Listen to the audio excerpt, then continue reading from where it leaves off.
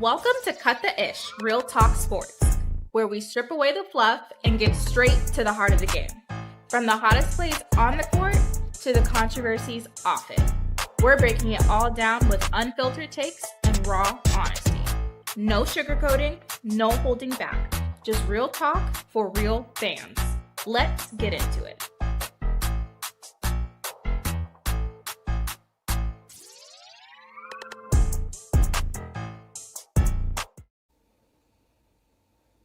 Hey everybody, how y'all doing tonight? I know Bro Claude is finishing up the game over there in the Players Club. Y'all come on in the building. Hit the like button as you come in the door. I'm rocking with my boy Duvall. Y'all come on in. It's a Friday night. We're gonna get to talking and running our mouth. How you doing, Duvall? How you feeling? I'm all right. I just want to thank Chocolate Girl because she said I had a filthy mouth, but she still came over here tonight. Yeah. Yeah, she knew you was losing it after the game. You know how you be doing, the ball. You be going too far. Yeah, I went over the edge, but You she went still over came over there. here. I tried to pull you back. I was like, one team, one dream. And you was like, get the Dream these nuts. I don't want to hear no one team, one dream, cause they ain't one dreaming. They not passing the ball to my goat, and you know what I'm saying, and they feel intentional. it is not. Look. Positivity. It's only been how many games? 9. Nine, They six nine too and many. three. Just pump the brakes, Devon. Pump the brakes. Let me say hey to some of my people in the early birds up in the chat. What's going on, Miss Felicia? What's up, Live, Laugh, Love? Beth Higgins, Van, I see you. What's up, Green Thumb? Ray Tay, I see you, Van. Look, let me tell you something. Look, Van said he with the ball. He sent you a super chat after you left and said, Oh man, I'm with the ball. hell yeah. I love Van. That why he one of my favorite. Van was like, "Yeah, I don't want to sugarcoat it either. Whatever." But hey, man, 30 seconds to go, Devon. Chicago is up by 3. God damn. Bro Claude might get him a. Bro Claude might get him a win. What you think? I know you be out there hate watching. I be hate watching. Well, if they get a win, then congratulations to them. But shoot, you know what I'm saying? I was wishing for my prediction to come true. Remember, I said they was gonna go 3-7 in the first 10. They might go 4-6. Yeah, I told him. He said you get the IG. I'll check IG today. I'll check it in just a minute, Van. I'll tell you one thing. You know, they out here. Look, no more excuses. To be honest with you, they constructed this roster. You know what I'm saying? Just a lead into what we about to talk about. They Mm-hmm. constructed this roster. Yeah, Rakia went down, but they still got a lot of veterans on this team, and they should be able to lead them through some of these games. That's what I told Brokaw. Brokaw was feeling mighty down the ball at the beginning of the game. Mm-hmm. I said, Brokaw, this if it's a game they need to win, it's this one. I think it's gonna be okay. You know, Mm-hmm. because the Sun don't have nothing consistent right now going on. They got their point guard back in Layla Lacan, which you like a lot. Yeah, I'm a big Lady LeCon fan. Uh-huh. But she got to get back acclimated. New team. The coach don't seem like he know who to, start and who not to start. He got a different lineup every time they play. So Mm-hmm. it's growing pain. I don't know. Like you said, the ball. He probably trying to lose. So they just Well, trying to both get to teams trying to Houston. lose. Yeah, they just trying to get. Well, the Sky wasn't trying to lose. Sky look like That's they just finna pull it out. yeah. It looked like they gonna pull it out. It looked like they gonna pull it out.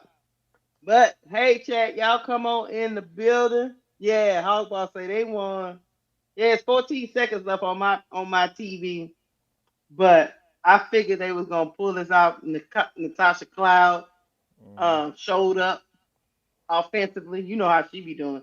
She be disappearing sometimes offensively, Yeah. and she showed up in that third and fourth quarter. So they needed that boost. Sydney Taylor was having a she was she was having a rough game, and then she started to turn it on. So Mm. just one of them things, man. I don't know, man.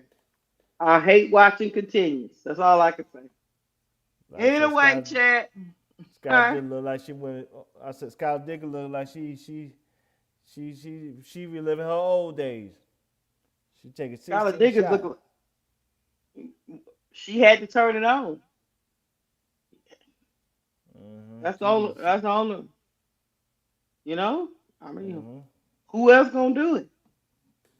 I guess somebody had to do it. Right. Right. Who, who else gonna do it? I mean, even E will. Even Natasha Clark got 13. You know what I'm saying? They need them veterans. Like I said, I don't want to hear no excuses. They got veterans on that team. Cloud is on that team. E Will is on that team. Skylar Diggins on the team. Azure Stevens. Come on, man. Mm-hmm. Come on. Anyway. Anyway. Uh-oh. Oh, but I said Cloud just caught a flagrant foul. What she do? Oh, oh, did she slap Sanaa Rivers? Uh, I don't think she meant to do it though. I don't know. Well, anyway, Mm-hmm. you ready to get this thing cracking? I'm ready. You ready? All right. Well, we go. Hey, King Cole, we gonna start where you want to start, and you're gonna be ejected tonight, right? Yeah. You're not gonna crash out. No. Oh, I don't feel the confidence in your voice, but okay. Tonight, tonight chat, we're gonna talk about Atlanta Dream Guard. Are they the problem with the Dream? We're gonna Mm-hmm. also talk about the rumors. Caitlin Clark to the LA Sparks. Mm-hmm. Whitlock is around here pushing theories. And we're gonna Yeah. talk about is sports journalism dead? Um, Seems like we got a lot of journalists out here, Duvall, that's masquerading as fans. Mm-hmm. Anyway, That's what they so call that's me. what they do call you a fan. They put it on Twitter, so it must be true. Yeah. Yeah, it must be true. So, our first topic of the day, we're gonna talk about the Atlanta. We're gonna talk about the Atlanta Dream and that debacle that happened last night. It was not. I will say this to Duvall's point. I might not be as animated as him, but to Duvall's point, the Mm-hmm. guards were having a bad night um, last night against the Fever. One of their worst games couldn't have came at a worse time, right, Duval? Mm-hmm. Because Alicia Gray went 5 of 18 for Mm-hmm. 13 points. I mean, she was very inefficient. She kept fighting. I will give her that. Jordan Canada had 7 assists, 3 turnovers. She had 2 steals, but she was 4-12 from the field, and she gave you 13 points. And Ryan Howard was 2 of 9 for 8 points, no assists, 3 steals.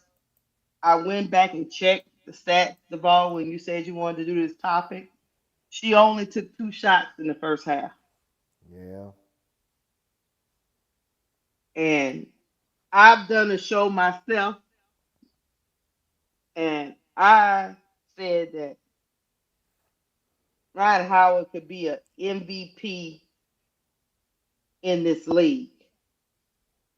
And she not gonna get in those conversations with taking 2 shots in a game that the Indiana Fever came out like you said, like it was game 7 of the Mm-hmm. finals.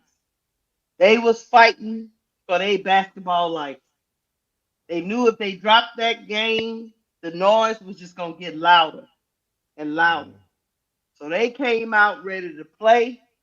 They was in front of their own crowd, and they was gonna use that to their advantage. But kudos, I give them kudos to them because they met the moment, Deval, because they knew they was on the precipice of being still in the playoff contention or not. And I'm not talking about like that one game defining. What I'm talking about is your mental. Sometimes you can have a turning point in the season, and next thing you know, all the damn wheels come off the car. So they played like some desperate women out there, and it showed. meanwhile, meanwhile, Mm-hmm. the Dream had some people playing with intensity, Mm-hmm. but not all of them. And that was not going to work in this environment. Nope. So we are gonna. You want to do? Do you want to do Smesco's um Show the press film conference first. first? Show the Okay. film first, then Smecko. No, no, Okay. show, no, show Trend the tweet, then the film, then Smecko. Okay. All right. Here we go. Oh, baby, baby, baby, baby, baby, back ribs. Trendy. Bring this up. Okay. Oh, it's coming. It's slow as hell. All right. What I'm looking at. You gotta see Ranking we front ranking front court players from most assisted to lead assisted. least, Least assisted. That's what I yeah, said. Let me change the to be okay. All right. Ranking front court players from most assisted to least assisted. Okay. Angel Reese is down there near the bottom with Alyssa Thomas. and the only reason And why that's Alyssa because Thomas laughs because she got the ball all the time. she she got the ball in her hand. Mm-hmm. So you're telling me that Angel Reese is one of the least assisted front court players in the W. Yep. And and only reason why she ain't lower than Alyssa Thomas because Alyssa Thomas can't pass it to herself. Right. Mm-hmm. Mm. So Look, look, look, look at Natasha Howard. 0.7, yeah, because Olivia Miles is a point guard. I wish Brianna Angel would have Stewart been has on. got a point guard over there too. I think she's a rookie. I forgot to ask the year or something. I can't remember her name. Aaliyah Boston got Caitlin Clark. Salon got Veronica Burton. Shakira Mm-hmm. got what's her girl name? Amore. Amore.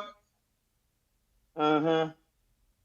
Ambi and Necker got um Kelsey Plum and uh Who's say okay, got the so World of Nations? yeah, she got everybody over there.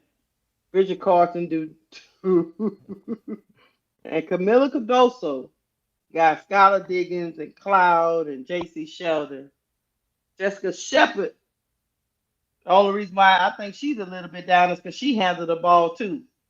You Mm-hmm. know, they run both between her, between Paige and her running, handling the ball. Mm-hmm. So yeah, it's bad. I don't, You know, I wish she would have just went to Minnesota, played with Olivia Miles. mm, She would have been in the MVP conversation if that was the case. mm, But anyway, man, I just thought we was gonna get away from this always getting it out the mud thing for Angel. yeah, I thought so. Yeah. So, yeah, that okay. All right. Instead of Let's getting listen to out the Smack. mud, instead Yeah, of them getting out the mud, they telling her to get out the trash can. Lord have mercy. Mm-hmm. And the only reason why Alyssa Smith is down here is because Asia Wilson is one of the number one options, and she's up at the top. One of the Mm-hmm. best players in the league is getting assisted the most out of all front court players. And that's because her point guard is Chelsea goddamn great. Yep. Okay. Well, they gotta fix this. Um they gotta fix this. Um Devon. Mm-hmm. They gotta fix this. Hold on, let's hear what the coach got to say. Ain't that what we No, supposed to do a second? You know, I'll be no, the forgetting stuff. film. The The film film, that you know I'll be forgetting. I told you my brain be messing up. So hold on, let me get to the film. Oh Lord. There we go. I told this baby. Didn't I tell you you gotta fix this film?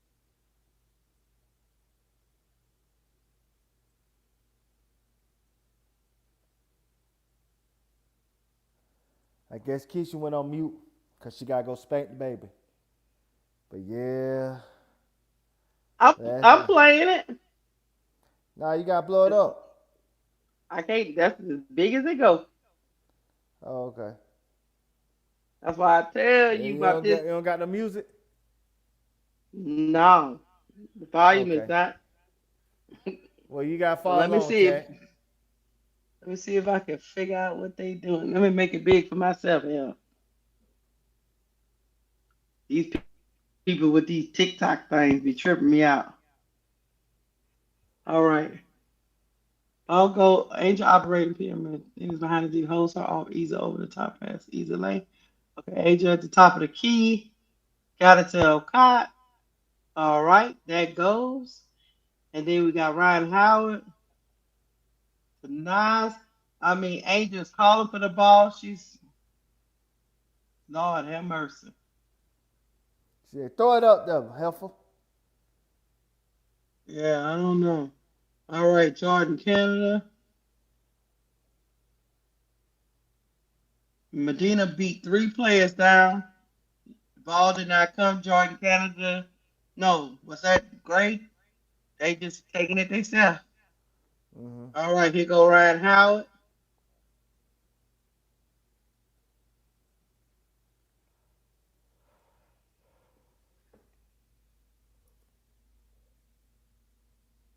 What is Alicia Gray doing? Mm.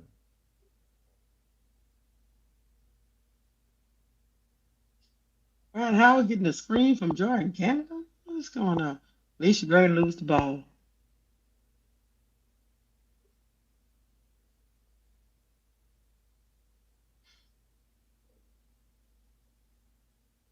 Mm.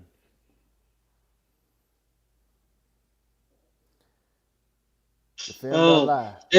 they say same island TC been on all year, but our guards aren't those type of go get it guards. It's not their game. Stop asking them to do it, DeBall. What he say? I said they drunk on stupid because those Mm. guards that we have are capable of driving to the hole. We've seen it in games. We've seen those guards are capable of driving and dishing it off when they get double while they going to the hole. They just don't do it. They too selfish. Right about now, Yeah, they just want to get right their points. there. Start over again. Alicia Gray. Okada is running the floor. She ignores her. Yep. Okay. And that was a bad pass to Angel. Yeah, from Alicia Gray. Uh-huh. In the post. And here we go. All right. Now Angel sees it. Easy bucket for Okada. Okay. Howard. Nice. Throw the bitch Don't up. give it to Angel. What is what is that about? Do they got five Uzans on the team? Do I they got don't five know. Uzans? In Jordan, Canada going into the paint on Aaliyah Boston. What is that about? Okay. And back out Howard.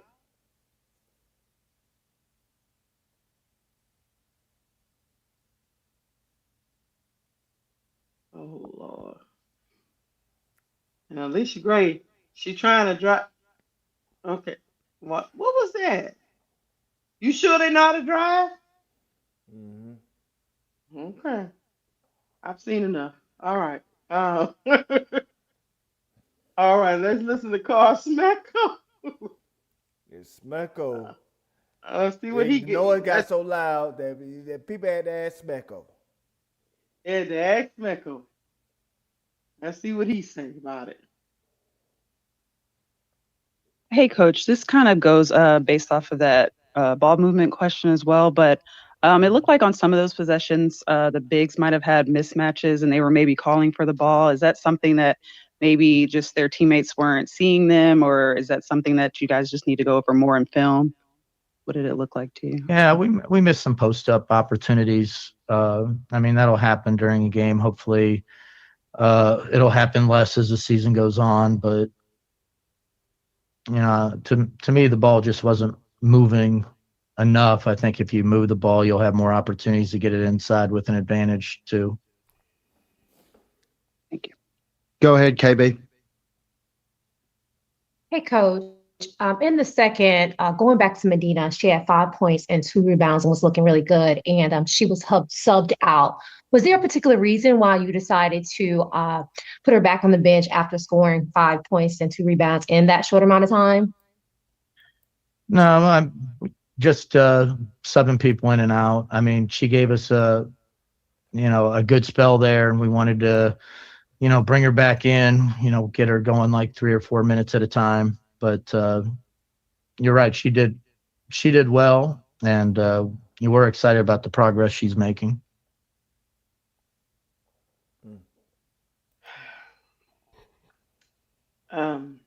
You do you want me to show the other thing, or do you want to talk? Show other thing. I got some. I girl talk. Yeah. Go ahead. Cause I got some things I want to say. All right, here we go. Atlanta. And over the past couple of seasons, we talked about how Atlanta tends to go away from what is working in games. I'm going to also add to Atlanta does not know how to use their post players. With the addition of Angel Reese and Medina Akai, I need to see more intentional efforts in getting the post the ball. Currently, Atlanta is ranked 10th in 3-point percentage. We know Carl Smecko wants to shoot the three. When you increase your post activity, that is going to happen. It's going to open up the perimeter. Akat had 7 points in 9 minutes. I do not understand why she was not utilized more. And I'm over the conversation about Atlanta's lack of depth. They do not lack depth. At this point, they're lacking the trust in the depth. Tahina Pau is the best guard when it comes to getting the ball to the post. That is literally what she did in her tenure in South Carolina. She needed to be on the court. Carl Smecko has been criticized throughout the season. People want him to be more aggressive. People want him to get more techs and stick up for his players when it comes to fouls. I can understand that may not be his personality. But as a coach, I do not understand how he watched the effort of Ron Howard and not become livid. Now, I'm going to say something that's going to be an unpopular opinion. Come at me, bro. But Ron Howard is one of the most frustrating superstars to watch in the WNBA because effort is consistent when it comes to my critique and opinion of Ron Howard's offense. I think that she settles for the three-pointer because honestly, she can get downhill at will. There are not many players who can stay in front of Ron Howard. I don't think that she utilizes her strength of getting to the rim enough. This season, it's been a little bit more balanced. But in this game, my gripe isn't just the offensive end. It was the lack of effort defensively. And that's something that Atlanta prides themselves on. Ron Howard prides herself on. I didn't see the effort either way. There was no point in the game where I looked at Ron Howard and felt, man, she wants this game. She had 2 field goal attempts in the first half. To me, that is insane. I don't understand how Carl Smecko is not on the sideline yelling, if you don't want to play, get out of the way. It's funny because I critique Vic Schaefer a lot, but while watching this game, I felt like Carl, he needed a little more Vic. Because one thing about Vic, if you're not showing him effort, he's not afraid to bench you. And That's once they true. did not get the effort from Ryan, okay, I can see maybe you talk at the half and you say you're gonna come out with more effort, but when they didn't see it immediately, you gotta go a different direction. You gotta go with what's working. At the end of the first quarter, that lineup that had Angel Reese and Medina Akot, they were able to get buckets in the paint. They were able to hit the roll off the screen. Because one thing that Indiana was doing was they were hedging hard, which made it difficult to get that pass off. But at the end of the first quarter, towards those last couple of minutes of the first, they were able to get that done with the lineup that they had. Tahina Paopao came into the game. There was instant defense. Isabel Borlays, 4 points in 7 minutes. Atlanta got production from their bench, but for some reason, they reverted back to the starters. And when you look at the difference between the offenses, we look at Indiana's offense. They're one of the better offenses in the league. They're able to score a lot of points. But when you break it down, they're not doing anything complex. It's simple basketball.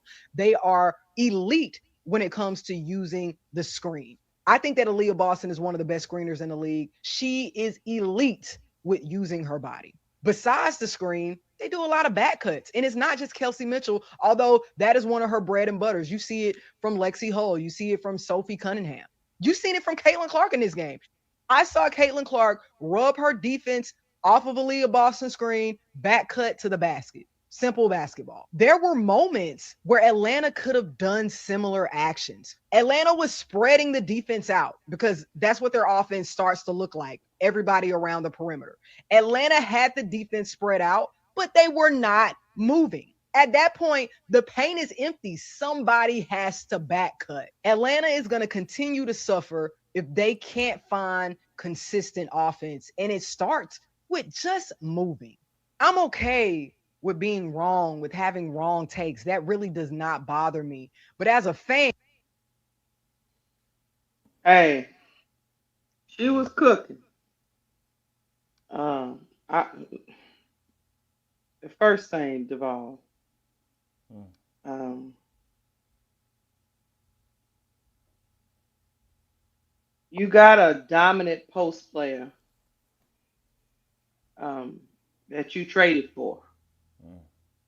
So I figured you were gonna utilize them. Um,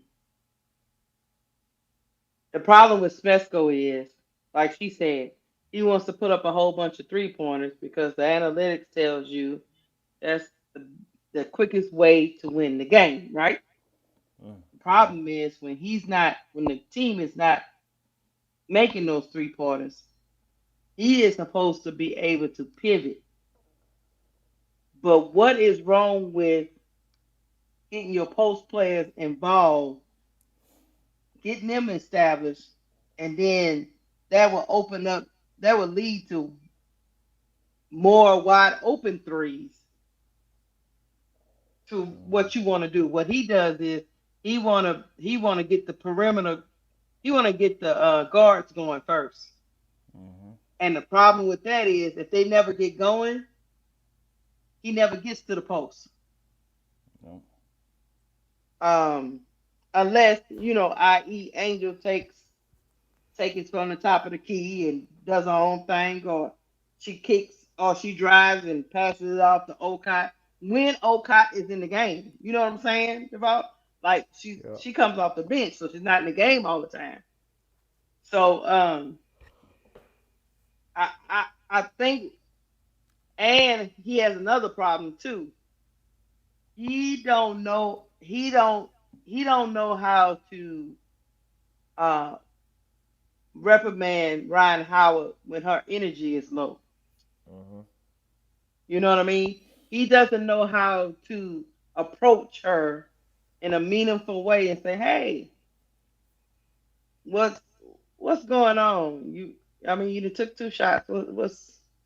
You know, what's going on with you? You sick? You hurting? Your stomach hurt? What's the problem?" He played her 37 minutes and she took 9 shots and she played most of the first half. Mm-hmm. You're rewarding her for the lack of energy. So I just don't think he knows how to do that. And even if he would have changed up to this young lady's point, even if he would have changed up and brought in like maybe like Kone or Barlace pretty much was the only one that was like cutting Yeah. to the basket, except for Jordan Canada. But Jordan Canada is not big enough to always be in the paint like that. Mm-hmm. But I don't understand the guards when they see an easier shot. It's almost like they program to let me look for the 3-pointer first. Yeah. Yeah, I see her open over there, but let's see if we can get this three to fly first. The While the analytics of the bigs are world. not in the paint. Huh? For the I said rebound. no. I said that the analytics of the world. He's an analytical coach. He don't dare I say he don't understand when the mood shifts. Like when he's being walked down. Mm-hmm. Kind of like what I'm talking about. That mood. That mood when they don't got it. They don't got it. These shots are not falling. Yeah. Let me do something else. It's almost like he don't have the pulse sometimes that his guards are not on the same page. And I'm gonna tell you this. I'm gonna let you go. Mm-hmm. Guards can't just turn it on in the second half. That's just not gonna work. Nope. That's just not gonna work. But if you know your team is more of a second half team, talking about your guard play, I still don't understand why you don't establish the post early because you always know them guards can get hot at any time. Yeah. He played one game where the ball was in Nas and Angel's hands. Remember that game Mm-hmm. where they took like both of them took like 13 or 14 shots? We haven't seen that since. Portland. Yeah, we played one game like that. Mm-hmm. So, and when Bree Jones come back, I mean, is it a trust issue that they only feel? Because I see them pump faking all the time, acting like they scared to throw it down there. Do they feel like Angel can't catch them passes, or they just have all they what you call it, all they trust in Bree Jones, and Mm-hmm. it's just a chemistry issue? I Mm-hmm. don't know. I'm gonna let you go. I'm glad you mentioned that. I'm gonna say this: if that's their thinking, then Ryan Howard last year shouldn't have bothered Angel at all. Shouldn't bother. Shouldn't have tried to convince her to come to Atlanta. Her or Alicia Gray. They should just let Angel go on by the business and went to Dallas. Because at the end of the day, you cannot watch the high Angel games and act like she's not capable of having those type of games on a consistent basis if she wants to get the opportunities. Hmm. And so my point is this here. These women are so tunnel vision when it comes to their own success. They're not caring about the success of the collective. Hmm. That's why I called them heifers last night. Because at the end of the day, I don't like selfish basketball, especially Mm. when I feel like, you know what I'm saying, you got somebody that's capable of helping you in games like this where you know she's not scared. You know what I'm saying? Like I said, this is going on 2 years now when it comes to these two women in particular coming up short, Mm. shying away from the moment. Mm. Like I said, I thought we left that last year, but I guess we was wrong. And so like I just don't like, you know what I'm saying, they have this mentality like they think, you know what I'm saying, throwing it down the Angel would be a wasted possession. Like I say again, you shouldn't have brought her there if you felt like that was the case. Because like I said, Angel is not no damn Ben Wallace. She's not no damn Bruce Bowen. She's not somebody that gonna just be playing 4-on-5 on offense. She is so much more than that. And if y'all don't see the potential and the growth in her game, y'all don't see the potential and the maximum ability that this woman could bring you from a offensive standpoint, then like I said, why are we here? And I mean we, I'm talking about the Angel fan. Why are we on the Atlanta Dream? We could have went somewhere else. Because like I said again, now it made me, and I thought about this today too. Now it made me wonder out loud. Is Angel starting to have buyer's remorse coming there? Because Angel started to feel like, why would they tell me to come there if they don't believe in me? Cause that's what it looked like to me. Cause I'm gonna tell you why I feel like that's the case. If Angel was on this team, they wouldn't mind throwing her the ball. They'll throw the ball all day, every day. And if Fisa Harlem was on this team, they would throw her the ball down there all day, every day. If, like I said, Breanna Stewart, Necker, you know what I'm saying? I even say Derek Hamby. They wouldn't have no problem throwing them the ball. But Angel, they want to be hesitant.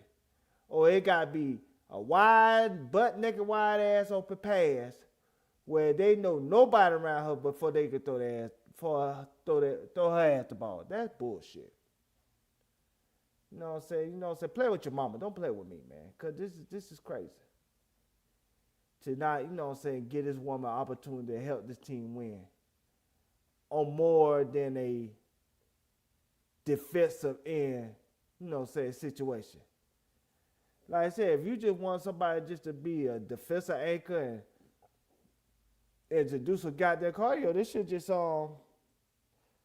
they could just, like I said, they could just sign Natasha Howard or go with Jessica Shepard. They could have went that route. They could have gone that route. They ain't have to go get Angel Reese. You know what I'm saying? They could have gone, gone another direction. Hell, go the Shakira Austin route. You know what I'm saying? Don't bother this woman if you don't believe in her talent, her skill set, what she can do. Now, the one person I will give credit to that has changed their mindset towards Angel from the beginning to now, I will give credit to Joy Kendall. Joy Kendall will throw her at the ball when she wide open on that three-point line. Joy Kendall had thrown her bounce passing when she dribbled to the hole and seen it open. You know what I'm saying?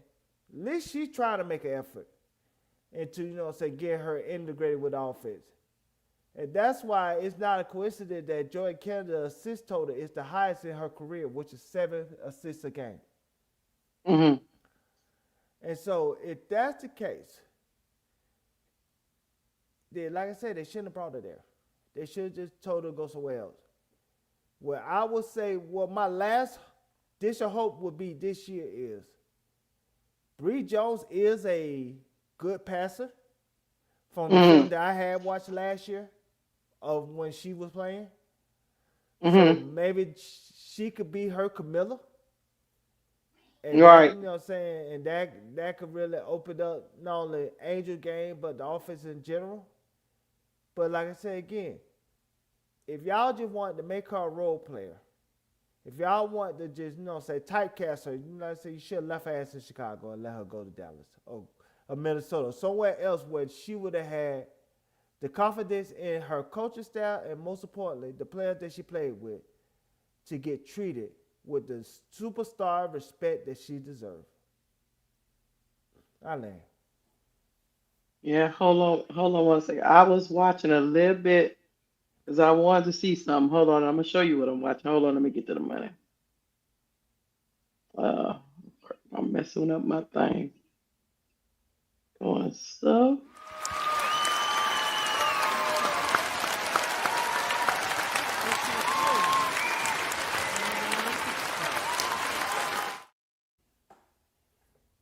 Thank you, YChef33 for the $5 super chat. If they aren't comfortable with passing Angel the ball at the 5. I can't imagine how they will be when she transitioned to the 4. What do y'all think? You know what I think? Mm. Why Chef? I think you should send some more money. That's what I think. Shut That's what I up. think, Keisha. She should send some more money so we can feel good about ourselves. But I really think their mindset need to change if they want to win the championship. Because they're not going to win the championship with the same type of mindset that they have last year, thinking they could just replace Brittany Griner with Angel Reese. Like I said, you waste the Angel Reese's situation if you go have that type of mentality. And they need to change that mentality quickly. I'm going to tell you why, Keisha. This girl ain't signed no extension yet. She still could haul ass. Mm-hmm. And I can't speak on how the team is trying to build around Angel. But I know the business of the organization is trying to build around Angel. They already finna announce new arenas and everything else because of that woman here. So imagine a gut punch there be she like, nah, I'm good, I'm out. I'm gonna walk at the free agent. Because a lot of people give her that goddamn match. Don't get it twisted. And so they need to put her in a position where she feel comfortable here, so she'll want to sign an extension here. And when I'm saying here, I'm talking about with this team, the Dream, because I'm a Dream fan at the moment. I'm a temporary Dream fan. So they need to put her in a position where she wants to sign an extension because, like I said again, she only got 2 years left of her deal after this year. And she could easily walk and go somewhere else and, say all this stuff they try to do from a business standpoint will be ruined. So they need to try to make her feel comfortable within this organization, not only from a decision-making standpoint, but from a player standpoint. Because at the end of the day, they need to assure themselves that this woman wants to stay up beyond her contract. I land, Keisha. I agree with you. I would say this when she get ready to transition to the 4, this it really don't matter the ball because they still all camped out at the 3-point line. I mean, Mm-hmm. I, I I don't know if it's one thing to do that, but to do it the whole game Mm-hmm. and you are the bigger team than the Fever, and the Fever get the same amount of rebounds as you. Mm-hmm. That's just, and if you're gonna put up so many 3-pointers, why you don't want nobody under the goal to get the rebound? I don't understand why you don't want second chance points. Mm-hmm. I don't understand that either. Maybe that's not in the analytics, but it should be, right? Second chance points, get another shot, another possession from the other team. Yeah. They're all already running to the other end because nobody's under the goal. But like I say, I still think I really truly think it's chemistry. I really do think it comes down to I just don't trust you. I just don't trust you yet. I don't want to make a mistake. I don't want to turn the ball over. Um, that type of thing. I think that's what's going on with that. And on top of that, I'm trying to get mine. I'm not thinking a team concept. I'm thinking an individual, and then I think the team second. And Okay. that mindset needs to flip. It needs to be the team first and your individual stats second. It's almost like they both going trying to get their stats together for they can be in the MVP conversation. Mm-hmm. But it ain't gonna matter if you get bounced in the first round again. None of that is gonna matter. But it's almost like Smecko and his analytics probably got them feeling, you know, we put up more threes. None of us need to cut to the basket, Mm-hmm. except for Jordan Canada, who's the smallest person on the team. I don't understand that. Yeah. and she throwing her body around in the middle of trees. I don't understand that either. And then if that continues, she gonna end up hurt. Like always, she been hurt the last few years. You know, but they need to have. It's one thing that your first action is to go do that 5 out, right?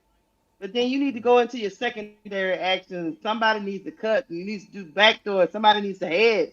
It can't be just we all camped out. What scheme is that? Mm-hmm. Hold on.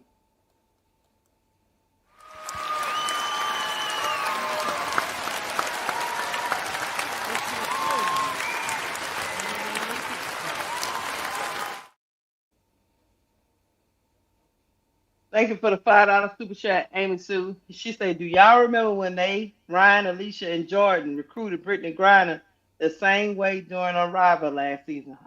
I remember. Yeah. I I I, I remember. And but early on, I mean, yeah, it got to the end of that season, they was badly playing BG. Yeah. But we just all thought because of her age and stuff, she can't do 30 minutes a game anymore. But you know what I'm gonna look up Mm-hmm. while you talk a little bit?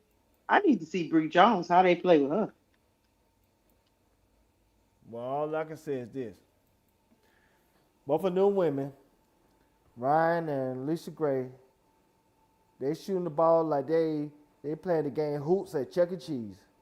The little basketball game where you just shoot the ball, and you see how many shots you can make within a minute. That's what they playing like. Man, this shit is crazy. It's like uh, this is, say this is not team basketball. It's not. no, it's It's not. and so it's just like what I'm saying. What were we doing here? And this is a fair question to ask. What are we doing here? Cause like we trying to win a championship here. Part of winning a championship is say putting your individual pride aside, doing what's best for the collective. I'm gonna play about 2 minutes, Devon. Mm-hmm. See if we can. Let's see. These are Bree Jones highlights from last year. Okay, they got it in the paint. She went to work. Okay, that was from Alicia Gray. Mm-hmm. Okay, Ryan Howard, pass to Bree Jones. Okay,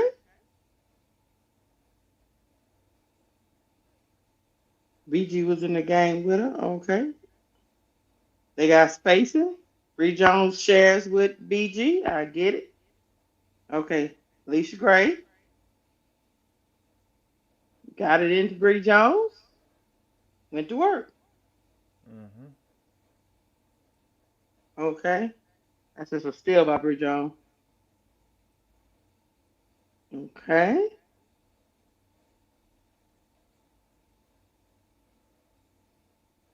But Bree Jones was in the paint. Mm-hmm. See? She's not at the 3-point line. Mm-hmm.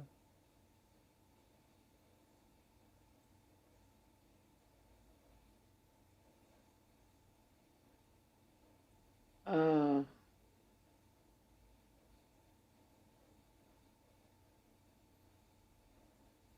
And why Bree Jones be dressing like an old grandma when she be on the sideline?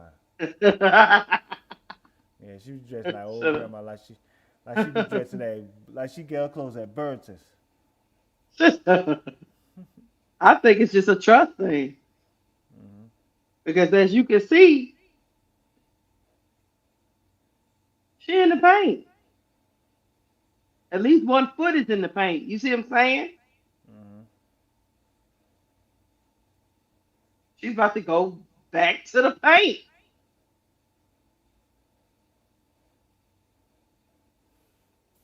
Mm-hmm. Oh, yes, they can do it. So if it's a trust thing, they should have brought her a letter. That's what I'm telling you. If they can't trust Angel to do the same thing Bree Jones is doing. It ain't like Bree Jones did anything motherfucking special. She shot a fadeaway once or twice in this Right. clip. But she ain't doing nothing special. If they can't trust Angel Reese to do the same thing Bree Jones doing, they should have brought to Atlanta. See? But just like I told you, check your DM. This is how they play like. See, they had their 5 in the paint. Am I tripping? Mm-hmm. She in the paint again. Yeah. Sharing with Nia Tillman. That's Ryan Howell. Let's see what she do. She got it. Okay. Chat. Anyway. Play what I just sent you to your Instagram. Okay, hold on.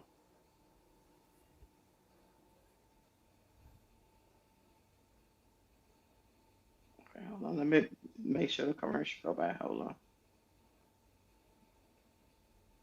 Okay. Hold on. Skip.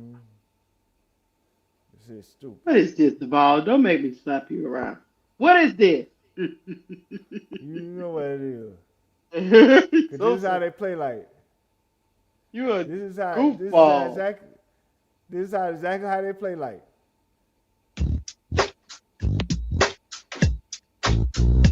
You turn the sound on. Oh. This is exactly how these heifers play like. This is the Atlanta Dream Ryan Howard basketball game. Her and Alicia Gray. That's how they play like with age on the court. Man, fuck them, man. Stop this. This is wrong, Keisha. And then why they be wondering why I be crashing out? Because like I said, they doing my go dirty. We ain't cut out here to be, be disrespected. You know what I'm saying? I don't be wanting you no foul language, Keisha. But I don't like getting disrespected like this. Because how they playing, Keisha. Stop it. That's not Ryan Howard and Alicia Gray playing. They be playing, they don't need pass the ball. Give them some grace the ball. They just they trying to figure each other out. It only been 9 games the ball. Chat, I want to talk to the chat. Chat, go ahead. Put the one in the chat if I'm right. Put it 2 in the chat if I'm wrong.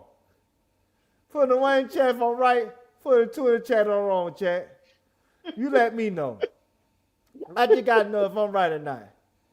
You put a 1 in the chat if I'm right, chat. You put a 2 in the chat if I'm wrong. Don't they play like that video game? Alicia Gray and Ryan Howard. Don't be hating on my Ryan Howard. She dropped 36 on them people yet the game before. Playing like that Chuck E. Cheese game. That's why chat said was. Y'all don't agree with him. They ain't tracking. They don't even give a damn. Jordan Kendall joined. She even joined the circus now. She chucking it. You supposed to be the point guard. You supposed to point everybody to the right direction. But nah, you checking it out the Chuck E. Cheese game, man. Look, chat, bear with them. One team, one dream, chat. They up here with these ones. Where my boy Kappa at? I want to feel better. I want to talk to my boy Kappa. You know what I'm saying? Kappa say, look, he can't even defend it today. He's just like, I'm just gonna sit back in the cut and listen, because I ain't got no defense. I ain't got nothing I can defend right now. And that just, but nah, in all seriousness, they got to get that straightened out if they want to go far in the playoffs. So like I said again, I hope beyond hope. Because like I said, Bree Jones is a good passer. Yeah. From what I seen on the film. Mm-hmm. So I hope beyond hope she, you know what I'm saying, get Angel those touches that like Camilla used to do. And that could be an extra 3-4, you know what I'm saying, shot attempts that Angel wasn't normally getting in the course of, you know what I'm saying, these games. Because like I said again, this is not. I'm sorry, DeVon. I got something for you. Oh, we got money in the chat too. I'm about to give it to you. Hold on, I got something for you.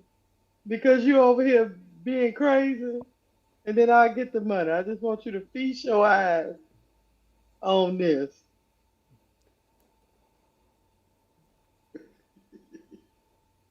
Well, that girl look like she about to die.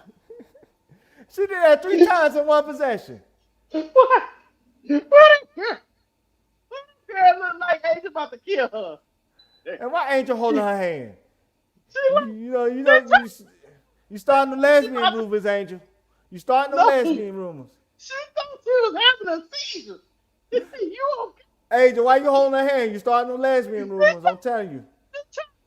Huh? She's spazzing. She don't know what to do. The ball. She don't know what to do. Oh my God. I thought that was funny to me. Paul, even Yeah. Angel was like, let me try to help her. What's wrong? Holding her hand. What's wrong with her? Never mind. She look like one of the rubber chickens. That what Kayla look like, one of the rubber chickens. Oh, that brought tears to my eyes. I was over here laughing while you was talking. I'm sorry. Hold on.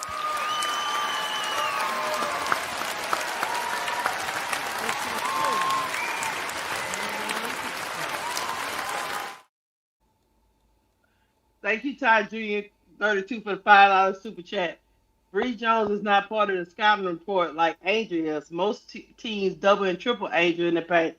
Now that is something to understand too. Ty Jr. is correct. No. What's his name? What's his name again? What's his name? Ty Jr. This is the first time I see you. Welcome to the family. Now I gotta talk to you, Ty Jr. You I'm know, talk to Bree you, Ty Jones Jr. was getting a lot of one-on-one in that. I know. But I got to talk to Ty Jr. I got to talk to Ty Jr. Because Bree Jones scored 12.8 points a game last year. I got to talk to Ty Jr. I got to talk to him. Ty Jr., let me talk to you. I'm going to tell you why you're wrong. Yes, Angels is a big part of the scouting report. They say she's no one thing on the scouting report according to most of the coaches. But this is why you still throw her the ball. Because she getting double teamed. She one of the best big man passers in the league. She gonna pass it out. It's not like Angel trying to shoot against double teams. She passes out. She passes out to double teams. You see what I'm saying? So that even open up the offense even more. If they gonna double Angel, they gonna get other people open. That means Ryan Howard, feel free to cut to the basket. Alicia Gray, feel free to cut to the basket. You know what I'm saying? Nas Hillman, feel free to get lost. But either way, you know what I'm saying? Everybody could get beneficial treatment from Angel being double and triple in those situations. So I'm not saying you're wrong, Ty Jr., but what I'm saying is you got to take what is given to Angel as an opportunity. If you throw it down there and they collapse on it immediately, somebody should be open. Somebody should have cut. Matter of fact, go back to the film that we just played. With, you know, say for last night game. Oh, okay. Yeah. You know, it's hard to see that. I know. Run it back up. Hold on. Let me take down the flopping queen right quick. Hold on. Yeah. Let me take it down. I'm sorry, y'all. You know that was funny. Yeah, that was rubber chicken. Angel even trying to help that girl. She's like, on the hand and like stuff. her like that, but hold on, let me go back.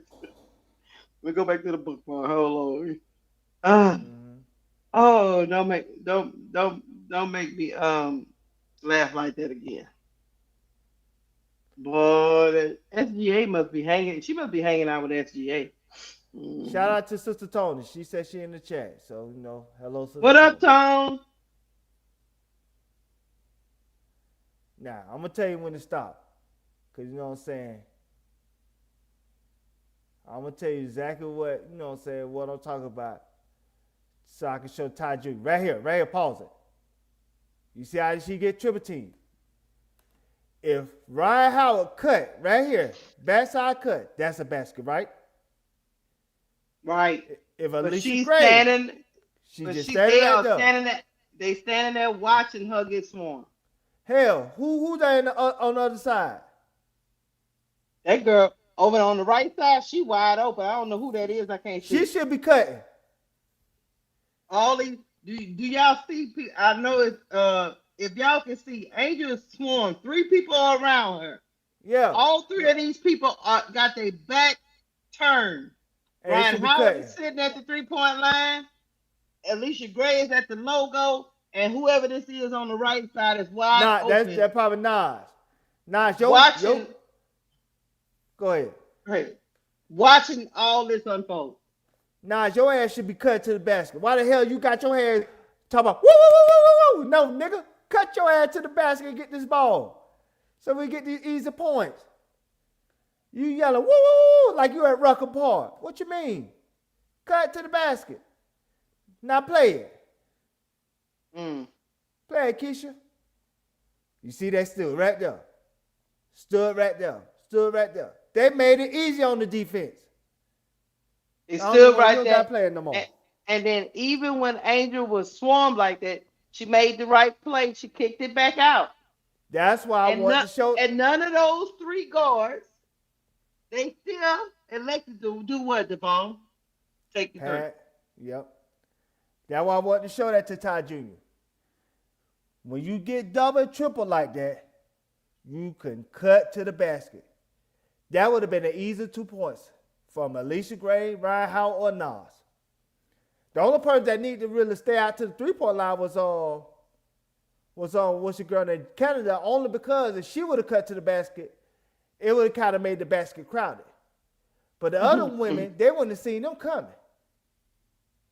And that's not on Angel that she can't make the right basketball play.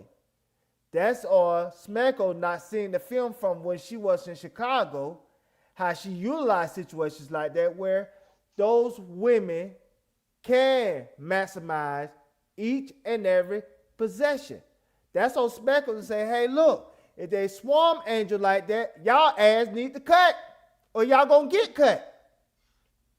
Does that sound right? That's what I'm telling you. But that's what they need to do, Keisha. They don't want to cut to the basket, all the way to the basket. They could cut enough just to get a open jump shot. Like I said, that's on them. Hold on, let me get to the money. Here we go.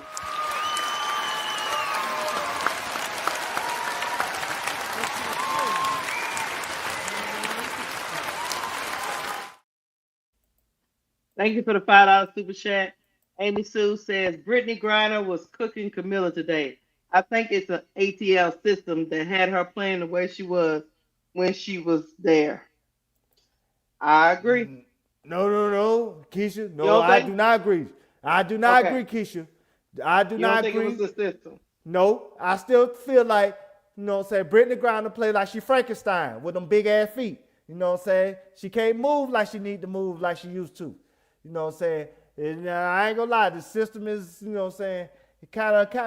They wasn't really dumping it down there to her though, in Atlanta. They tried it. Even if her feet were slow.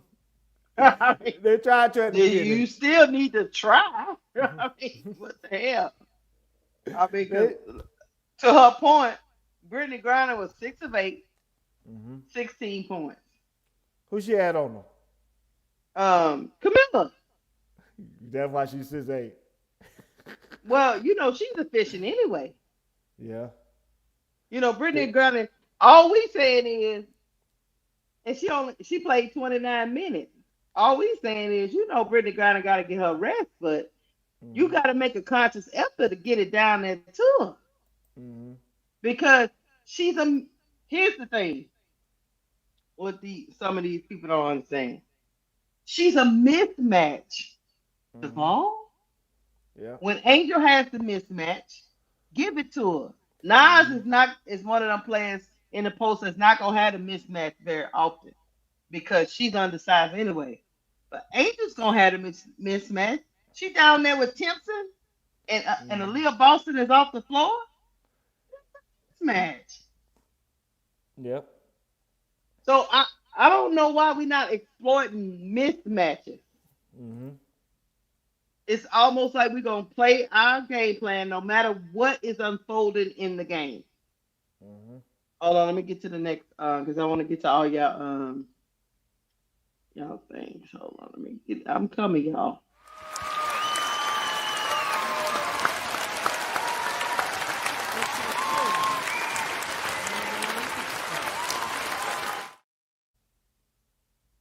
Thank you for the $20 super chat, Donna C. Keisha Duvall, great point. ATL, get on one accord. Thank you, Donna C. Hold on, hold See? on. We Mm. getting all this money. I ain't even crash out yet. So y'all, I hope y'all still on go rolling the money because I'm gonna crash out tonight. So you know what I'm saying? Don't, you know what I'm saying? Keep it coming now. Don't say bank close. Don't never say bank close. You know what I'm saying? We take EBT and all that. We take EBT, WIC, all that. You know Shut what I'm your saying? crazy self Coupons, up. all that. Don't say bank close. You know what I'm saying? I ain't crash out yet. You just Let me know. get. I got two more comments. You no good minion. You,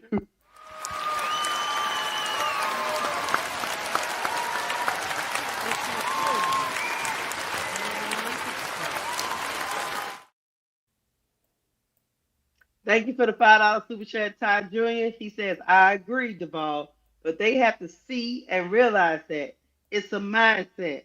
The coach and the teammates have to realize what they have in Angel. I agree, Ty.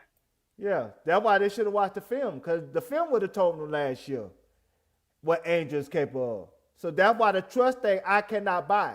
That you know what I'm saying? If y'all having that type of trust issues, y'all shouldn't have brought it there. So you know what I'm saying? I'm not disagreeing with you there, Todd Jr., my brother. But like I said again, that's why they should have did their homework. If they didn't do their homework, that's on them. That's on Smecko. That's on Ryan Howard and Alicia Gray, who recruited her ass to come there. You know what I'm saying? Mm-hmm. That just like I said, that's doing a team a disservice if y'all brought her there to be something that she be something other than what she desired to be in her career. She wants to Mm-hmm. contribute more on the offensive end. She knows she's a great defender. She knows she's the best rebounder in the history of the league. She wants Mm-hmm. to expand her offensive game. The reason why she chose Atlanta over Dallas, because when she talked to Smecko, that's the stuff that Smecko promised her to help her with her shooting, help her, you know what I'm saying, to expand her game, to make her be a better offensive player. So don't Mm-hmm. have her, you know what I'm saying, be sold on these dreams and y'all come down there and say, no, be Dennis Rodman. Fuck you. Okay. Y'all, yes, give her what y'all promised her. A bigger role within the I don't offense. even see that. I don't even see that Duvall. She ain't in the paint. Nah, but you know what I'm saying? Dennis Rodman went on the Dennis Rodman went on the 3-point line. Nah, he wasn't on 3-point line, but you know, they try to make her a female version of Dennis Rodman. You know what I'm I'm saying? just telling you, the only way to do that is to have her down in the paint under the boards. They ain't even they're not doing that. Hmm. I'm my hands up. I'm just telling you, I don't think that's the plan either, because that's not what they're doing. Read us. Matter of fact, we complaining that she's not down there in the paint enough. All Mm-hmm. right, let me get to the last super chat. Hold on, let me get y'all. My computer acting goofy as hell.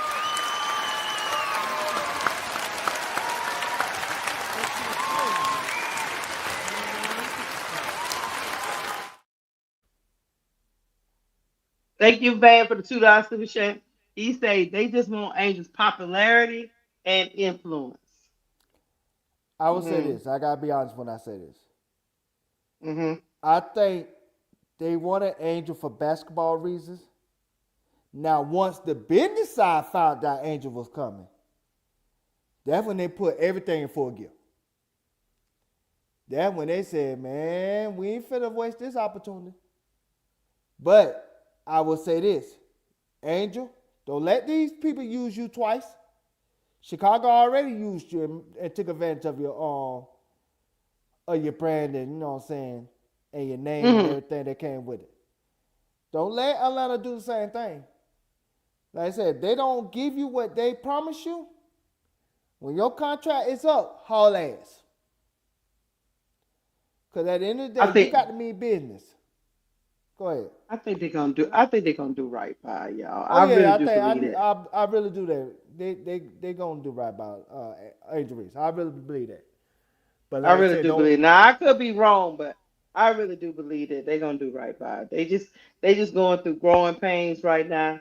One thing I can say about my girl Angel, which I love, even in the game, she is vocal. Y'all, Mm-hmm. what we are saying right now on this podcast, I'm pretty I'm pretty sure Angel Reese is saying behind closed doors, because you know, she didn't want to drop that game against the Fever.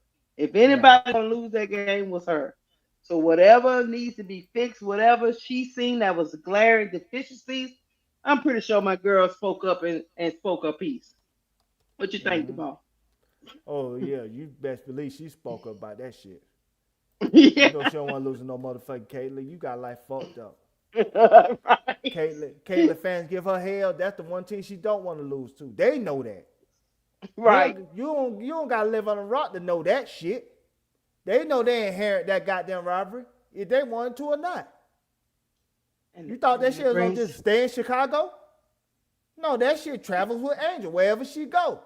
They pick it up the rivalry. So if Caitlyn get moved somewhere else, that team gonna get that rivalry.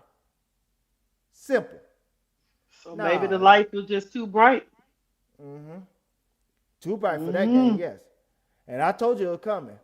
But get the super chats. Get the super chats. Okay, I will. Okay, I will. Here we go.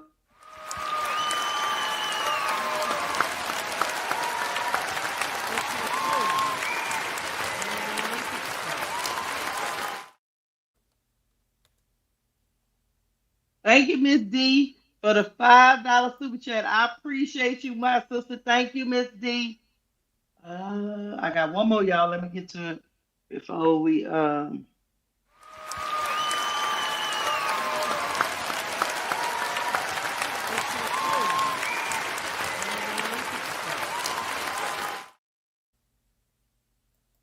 Thank you, WatchF33 for the $2 super chat. I believe Angel will end up in Minnesota. I'm glad you said that. I'm Mm. glad you said that. I'm gonna show you something. I just sent it to your Instagram. I sent both Uh-oh. on to your Instagram and put both things up so they'll know exactly what I'm talking about. Oh Lord. Mm-hmm. Mm-hmm. Hey, hold on, I gotta download it. Why So are you always getting pictures so small? mm, I can't help it. I only can get how they come in.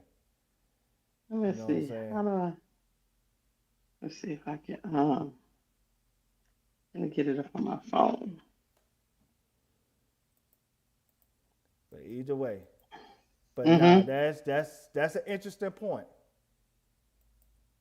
And you know what's so funny? Speaking of Olivia Miles, y'all know she's gonna Mm-hmm. be in no rival next year, right? Mm-hmm. That Dropping gonna be dimes and shit. that gonna be scary hours. Whoever team she be on, Dropping that out. gonna be that gonna be scary hours on whoever team she be on. She Yeah, doing what she doing with 5 on 5. Imagine when she's 3 on 3. I wonder what team she gonna go to, because whoever it is, they gonna be clamoring for her. Can we trade her to the You know, Rose? no, because that I would mean mean, you had to get. I mean, Chester Gray would be looking at you special. Chelsea Gray can, you know what I'm saying, take that PTO. You know what I'm saying? You know what I'm saying? Kai always take PTO. You know what I'm saying? She can take that PTO. You know what I'm saying? We don't mind Chelsea Gray. Take a year off. You know what I'm saying? Just, you know what I'm saying? I Hang out with South don't Beach. know if she's gonna take a year. You know what I'm saying? You know what I'm They'll saying? be You can like, hang out with Asia and her boyfriend in Miami. You know what I'm saying? Just hang you out ain't over no there. good. I'm just saying, just hang out over there. You know what I'm saying? Let live your mouth. You know what I'm saying? Be over there with Angel. You know Let's what see I'm if I. saying? We work it out. Can- Hold on. You ain't no good. That's what's wrong with you. Mm-hmm. All I know is we need somebody to do something. Yeah, But Olivia cause they Miles go. be playing. She be playing with them. She was just playing with them people. Just Robert gonna be scary hours, bro. Like I said, she uh, doing this shit on 5 on 5. Magic 3 on 3. With all that spacing, I know. who gonna stop that? I don't know. Yeah, she was there. There she See, go. I made him had to make it bigger, messing around with you. that matter of And all fact, of them. I remember I broke this story. That was around the time when she went to a Friday game with Angel in a rival, her rookie year. Remember they played Miami, I want to say that Thursday in Miami. And remember that Saturday, she went to they had went to what NC State or Maryland. Which one was the game where Sonya Citron hit the game time field goal, but they lost in overtime. That was around the time I got word that Saturday morning that Ariakis were coming to the Chicago Sky. So I can't remember. Yeah, don't say that was around that time when Ariakis got traded to the Sky. That time? Okay. Because Ariakis got traded to the Sky that Sunday night. I remember, in case I will verify this, I gave him word on that Saturday morning. Because I got word about it Saturday morning through my people. Because they had went to, they hung out Friday night, and that came from like I want to say a lunch thing Saturday morning before she left. Okay. That's how she knew, Angel knew that Olivia Miles was going back to school. Yeah. That's why Jeff P traded the pick, because Jeff P wasn't trading that pick. He wanted Olivia Miles. He was standing at that 3 spot hoping that Olivia Miles would fall to him. Right, yeah. But once word got back, I'm assuming through Angel or her people, told Jeff P that, hey, she ain't coming. She's staying in school. That's when they traded that pick for Ariakis. And so that's why I say, and I'm showing these two pictures because her and Olivia Miles are great. They ain't just good friends. They great friends. Close friends. Very close friends. So they ain't off the table.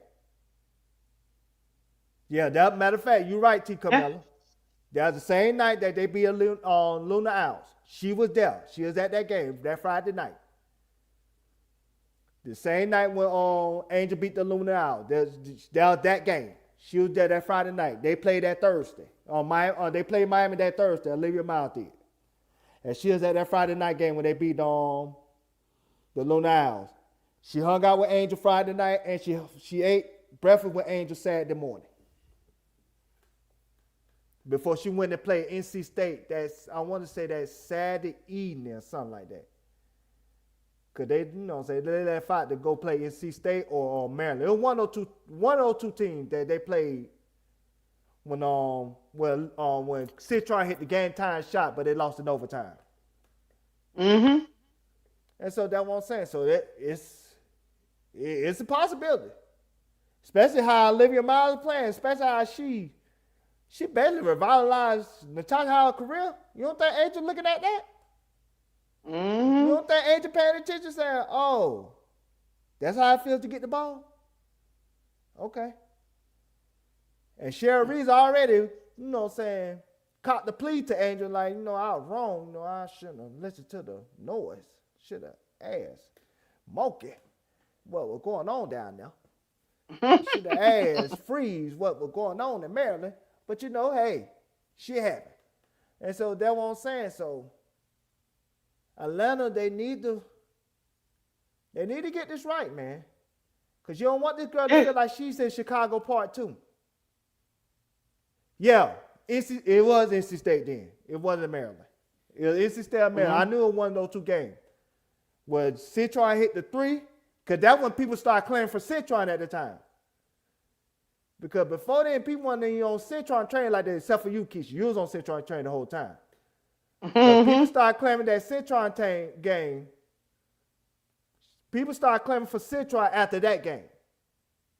But by then, that trade was already in the works with the Ariakis. That's why if you go back, they showed the transaction. Ariakis had got moved from, I want to say, the Laces team that Saturday morning to like the Rose team that Saturday night. And that trade happened that Sunday night. They got announced with Ariakis. I'm telling you, all that happened around that time. So that's what I'm saying. It's not far-fetched that she go to Minnesota. Especially if she see how Olivia Miles is playing, she might like, I want some of that. So I just hope that Atlanta don't take her for granted like Chicago Sky did. But I think Atlanta, unlike Chicago, know how important she is to the organization. Yeah, I don't think that's stupid. But we remains to be seen. But chat, we gonna get to the next topic because them them guards just gotta get it together. They gotta get it together.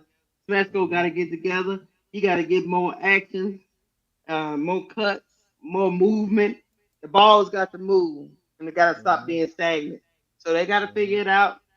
First, we're at game number 9. I'm gonna give them 15 games, and then maybe I'll crash out. All right. Next topic. Hit the like button, y'all. Hit the like button. Hit the like button. Our next topic is brother. I've been hearing some rumors. Started by none other than our fellow podcaster, I was about to say bootlicker. Our fellow podcaster, Whitlock, has started some rumors online that has gained some traction, right? I think it was him that started it. That it's been in the cards for Caitlin Clark to go to Los Angeles. Okay. You got to ask your tweet, right? To the spot. Oh yeah, I got the tweet. Matter of fact, we're gonna listen to a little bit of what they had to say. Just a little bit, because I can't take too much of him, But I want to hear just a little bit of what he think is trying to go. It was him, old boy KTB, and there's another guy up here who his name is Jason. Let me see. I know who it is. I can see their faces. Hold on. You'll see it in a minute. All right, let me play a little bit and then I'll get to him. I think he comes in a little bit after it starts. All right, y'all. I know this. He makes you want to throw up, but let's just listen for a little bit. They're trading Caitlin Clark to the Los Angeles Sparks. Let me just set the stage. Lynn Dunn, the 90-year-old former Purdue coach, former Indiana Fever coach, she's out getting the messaging out on what they're about to do to Caitlin Clark. Your culture is so important to the foundation of what you do. I had to let a superstar go one time for academic reasons, and it was tough, and she couldn't stand me. I had to kick her off the team. She left the school. We're being set up. They've made the decision. In basketball, they send the biggest stars, the biggest attractions to Los Angeles. Hey, Wilt Chamberlain ended up in Los Angeles. Kareem Abdul-Jabbar ended up in Los Angeles. Shaquille O'Neal ended up in Los Angeles. LeBron James ended up in Los Angeles. This is what the NBA does. Should we be shocked they're doing it with the WNBA? And they've already, in my mind, identified the coach for Caitlin Clark in Los Angeles, a woman named Corey Close. I coached Caitlin Clark for 2 summers in USA Basketball. She's got her confidence is incredible, and her ability to take something on her back, to seize a moment, is unlike many things we've ever seen. And so they're doing a crash landing of Caitlin Clark, and what the NBA does is send its biggest stars to Los Angeles, not Indiana. Maurice, Charles, welcome into the conversation. Maurice, I want to go to you first. What's name, Maurice? My assertion. That's Maurice, and then that's Clark in Indiana, division. and they're going to move her at some point this season, and I think they're moving her to Los Angeles.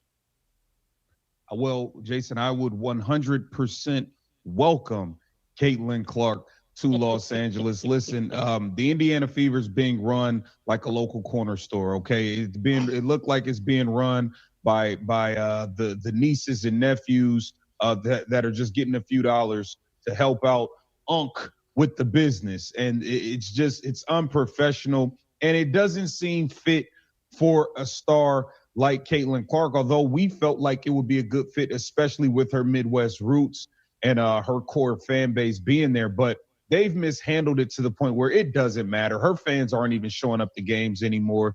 You see the agendas that they're putting out with the games. Her fans don't really aren't into all of that. They are into basketball and being entertained in that way. And I think you laid it out beautifully, man. The Indiana Fever have done everything they can to show that they want to build this team around Stephanie White and Kelsey Mitchell. That's why you go and draft a Raven Johnson in the first round. And this team was built to survive and be better without Caitlin. Meanwhile, Jason and I have been saying the job here is to win with Caitlin Clark. They clearly have set it up for otherwise. I would welcome this change to Los Angeles because I think LA is built for stars. And you know what's interesting, Jason? I said before Caitlin Clark was drafted, and this is while the WNBA is still in the depths of hell with no one watching, I said, you know what? If I was in control of the WNBA, there wouldn't be no draft order. I'm placing the stars strategically where it's going to benefit the league, okay? I would have put Caitlin Clark in New York City somewhere. Juju Watkins, I would have forced her to be in LA. I would have put Angel Reese in Atlanta. All the Black Hollywood down there would rally around her. I would place the stars strategically because at the end of the day, you got to build this league up. That game last night was atrocious to watch. And if that is the product we're going to be getting, I don't know, Jason. I don't know. I might have to start covering MMA fighting. I don't know. I have to figure something out. I'm going to have to figure something out. Charles, pick up wherever you want, but I want you to somewhat address, because I didn't fully finish my point on Corey Close. But she's 54 years old, and after winning that national championship, she talked at the Final Four about, like, hey, man, with this NIL and all, I'm not having any fun. This is wearing me out. And a lot of college coaches feel like the chaos in college sports is too much. And that's why I think this Corey Close could end up the LA Sparks head coach, is because she's at an age, she proved her point, she won a national championship. Why not move on to the WNBA? Charles, your thoughts on my theory and that? Well, first of all, yesterday when we had the conversation about Caitlin Clark. Hold on, we're picking up an echo with Charles. Is there any way to fix that, Luke? Go ahead and talk again. How long this is? Is it better now? Yeah, we about to get off it. Get the money. Oh, sorry, y'all. All the stars do not go to LA. That's false.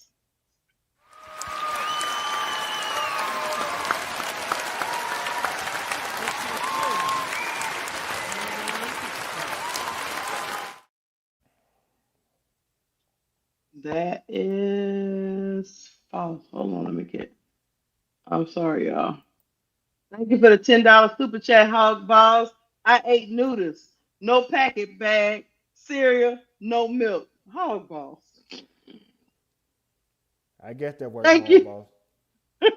Thank you for the support, Hog Balls. Thank We you. appreciate y'all, Thank you. Hey, first of all. But send the other stuff that you want to play the other stuff I sent you relate to this situation? Yeah, I am. I was just about to. And yeah. Go ahead, get it in. Yeah, first of all the stars don't go to LA. I mean, LeBron his first place where he went was Miami. Jordan was in Chicago. Matter of fact, back in them times, some stars go to New York. All of them don't go. Now, is he trying to say? I think he might be trying to say usually the stars go to a bigger market, right, Devon? Yes. And they don't feel Indiana is a big market. Go ahead. I know what he's saying. He's saying usually they end up in LA some way, somehow. That don't mean they gotta be drafted in LA, but they end up there.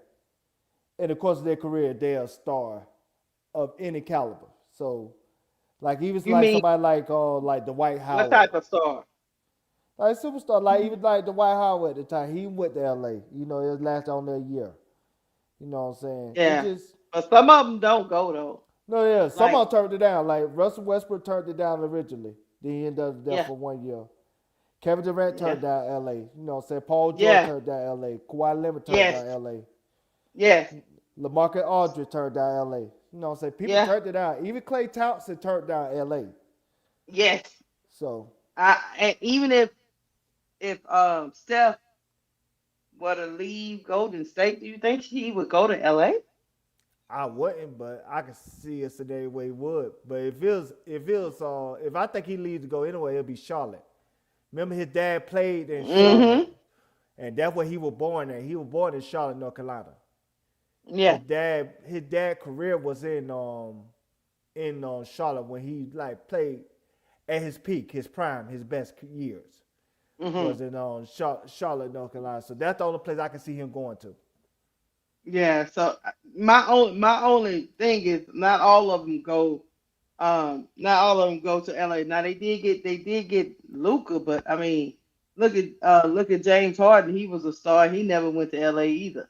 No, He ended up, he went in to the different. Clippers. He went to the Clippers, right?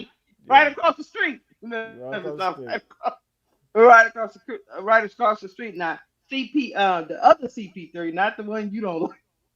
Chris Yeah, Paul tried to go and they vetoed 2011. it. Yeah, I They blame remember it y'all like it for was that. yesterday. Yeah. So some people don't go to LA. Some of them end up. He ended up with the Clippers.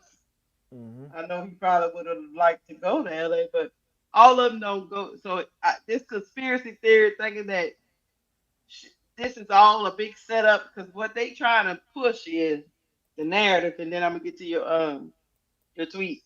They trying to push that the reason why that the organization is trying to put down their own star to get her out of town. Mm-hmm. That's basically what they're trying to say. But according to this goofball in the middle, this started went long before this season even started. He's saying this plan started in the first year. But I don't even know if CC is built for LA. If Nah. she's struggling in Indy with the bright lights is what I'm saying. Mm-hmm. LA in a town where there's so much stuff to do that if you don't get your stuff straight out the gate, then look, That ask place to be LeBron. empty. Ask LeBron. They ain't fully embraced him. Mm. They never He a embraced him. super he a superstar, right? They never embraced him They never embraced him. because you got to think they still got Kobe stands that's still in Uh-huh. LA, and they not letting Kobe go. They look at LeBron as Kobe competition. Hmm. So do we think? I don't know. Anyway, But I'm gonna get my thoughts uh after we play all the tweets and stuff hold that on, I let me sent on get this to situation.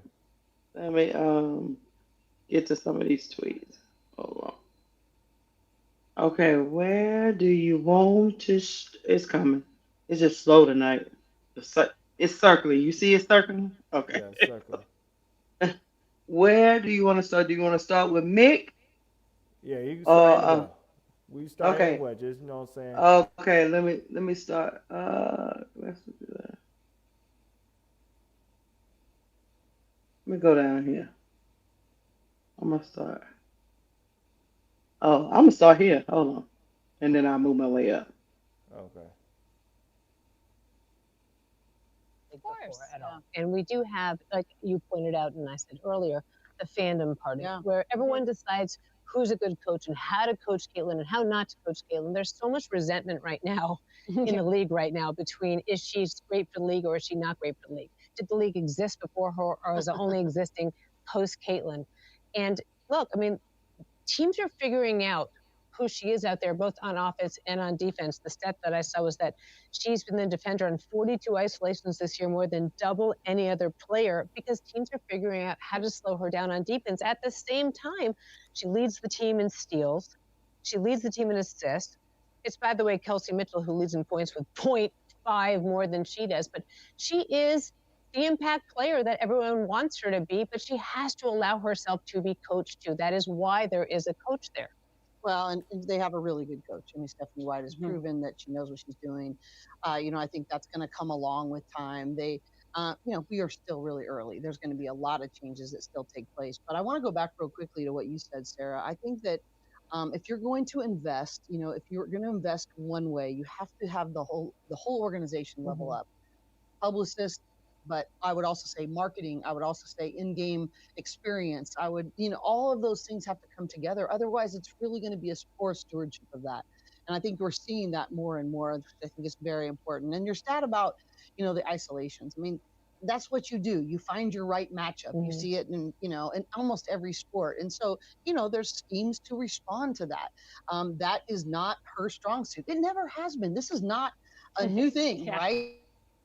This is not like all of a sudden we're going to ask her to get better at her defense. But she does so many other things at such an elite level. You're scheming to how to cover up that other part. I look at this from the lens of my experience covering the NBA, and it just reminds me of the first couple years that Kobe Bryant was in there and he was battling with Phil Jackson and with Shaq. He didn't seem to want to have a vet take him under his wing. Shaq really wanted to be that vet. He pushed back on it. And for several years, Kobe was deemed uncoachable. Yeah. I mean, that's the way I'm looking at it. Well, when you look at Kobe and what do people say, the mom mentality, that was not there the first couple years. That came with maturity. That came with experience. That came with, okay, I'm going to fail, but now I'm going to learn to fail forward. And so, I think we have to understand that, she's got an unbelievable superpower. I mean, I coached Caitlin Clark for 2 summers in USA Basketball. She's got her confidence is incredible, and her ability to take something on her back, to seize a moment is unlike many things we've ever seen. But she's just starting, and I think with maturity, we'll be seeing that as more of a strength. Right now, when you use a strength too much, it becomes a weakness. What I was just going to say is that I think she also has to expand her game. It's like Fee came back every year learning with a new skill.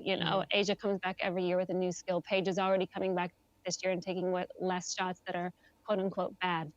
So if Caitlin knows this is a hole in her game, it's her responsibility to get better at defense. It's her responsibility to get better at shooting from the right side instead of just the left side, or I could have those reversed or whatever. But it's her responsibility to level up her play so that her team doesn't suffer. Yeah, and you have to have that. You have to be able to step up and say, I can get better. I think we're starting to see her. What are you thinking, Coach? Well, I just real quickly, this is not, you look at the Aces and, obviously, arguably the best franchise. And, Chelsea Gray, defense is not her thing. But they cover for that. They have a system that allows her to be the point guard. You look at the way that Olivia Miles, she is the second one that you referred to who's getting ISO'd. And, but the scheme and the maturity of the team around her is covering for that. That's where also Indiana needs to get better, is coming alongside that and covering for each other to make the whole better. Thanks so much for watching. She politicking. Yeah. That's what I got from that whole thing. All right, we go. She politicking and get Stephanie. Why you better watch your back, player? That's all I can say. Somebody said this says, I just saw the video. Dakic said it was a direct quote from someone inside the FIFA organization. Now, if they denied it, he'll never go into detail because that will open a whole can of worms. After Scott Agnes got fired, and Dan clearly speaks to 2 people, Stephanie and Lynn Dunn. Mick had put a tweet out. I just watched the Dan Dawkins video where he said that I'm calling Caitlin a pain in the ass was a direct quote from someone inside the FIFA. Could be brushed off as a lie if it wasn't for the fact we know he has ties to the organization. Basically, Mick is saying that Dan Dawkins got that from Lynn Dunn, saying that she's a pain in the ass. Basically, Mm-hmm. that's what they saying, right, Deval? Am I Yep. missing it? Not missing So, it at all. she probably is a pain in the ass. So you know how that goes. Then Mick goes on to tweet Lynn Dunn retweeting an article which called coaching Caitlin Clark the toughest job in the WNBA and referred to Caitlin as a sitting duck during hunting season is an interesting one. Have no issue with the article, but why is a Fever employee reposting it? I just want to make sure y'all know, chat, the Lynn Dunn is the former GM of the Fever that Caitlin, she drafted Caitlin in the first year. They moved Lynn Dunn out of her position into another position and hired Amber Cox. So yes, Lynn Dunn probably does not like Caitlin Clark. Am I right, Devon? Yeah, Lynn Dunn wanted to keep Christy Size. Correct. The same coach that now the Clark is admit that they should have kept. Mm-hmm. Because I've heard them out there talking. We did criticize wrong. At least by the second half, she was playing Caitlyn ball. But yeah, but y'all couldn't wait to get her out the door. So Mm-hmm. and y'all couldn't wait to get Lynn Dunn out because Lynn Dunn was backing Christy side. That's why it took so long. You remember right after the season ended, we thought Christy Sides was gonna get fired right away, and she Nah, didn't. nah. That's because Lynn Dunn was putting her support behind her. Mm-hmm. So Caitlin Clark won out. Lynn Dunn was moved to a different position because she's still respected in the FIBA organization, and Christy Mm-hmm. Sides was fired. Yeah. All right, we gonna keep going. Let's see what this say. Somebody posted complete pain in the ass, diva. Really? Whether there's no more conspiracies anymore, does that organization staff ride with her or not? And then Millie says, let's look at the timeline at where all this started in the first place. The Seattle game where Steph didn't like how CC called out plays to the players and was frustrated because they weren't where they were supposed to be. Then she called off Ty and a half court press, and Steph got mad. Look, Mm-hmm. I agree. There's some tension. That was the last one, Devon. Oh, that's the last one. That was the last one. Mm-hmm. Okay. That's that other story. Yeah, What happened I to the agree. video I sent you Which one? about Lynn Dunn, about Stephanie White? Mm. I have seen that again now. Oh, okay. I don't have nothing about Stephanie White. Oh, you talking about this? You talking about Carolyn Pack? Yeah. Okay. All right. Which one? I got two. One is just a screenshot, but you know what I'm saying? You can play the actual video and then read the screenshot Oh, okay. after. I didn't know what that was. Okay. All right. So one is just actual screenshot, but just the actual video. Okay. I didn't want to But have before you play it, rules. Oh, go ahead. before you play it, read why people wonder why Carolyn Peck is being played with a Caitlin Clark situation. Carolyn Peck is best friends with Stephanie White. Stephanie White gave her a job when she was at Vanderbilt. So they got real close tied to each other. That's why when people feel like when Carol Peck be critical of Caitlin Clark, they thinking it's coming from Stephanie White. Can we put that together? Mm-hmm. So she was an assistant coach to Stephanie White. So they are real good friends. So that's why when you see this audio being played, it's speaking on the experience what she had with Stephanie White. But play up. Which is kind of idiotic because I'm friends with people that don't mean I agree with everything they say. Matter of fact, me and my friends argue a little bit more than we agree. But let's especially when it comes to sports, Devon. Like I might be a Jordan guy and they're a LeBron guy. Anyway. I didn't want to have rules. I would prefer standards.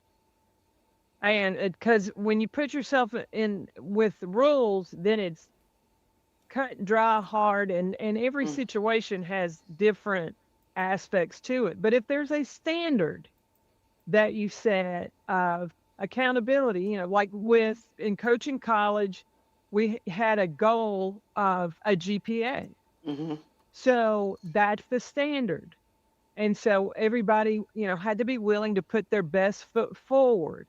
Now, you can't put your best foot forward if you're not going to class, if you're not attending tutoring, if you're not doing study hall. So the standard is going back to we have a goal GPA, and different people can get there in different ways. And I have come to understand that too. Some people needed 8 hours a week of study hall, and some people only needed two. So why am I going to make the people that only need two sit there just to serve time when they could be more productive with their timing, understanding that as long as they were committed to holding to our standard.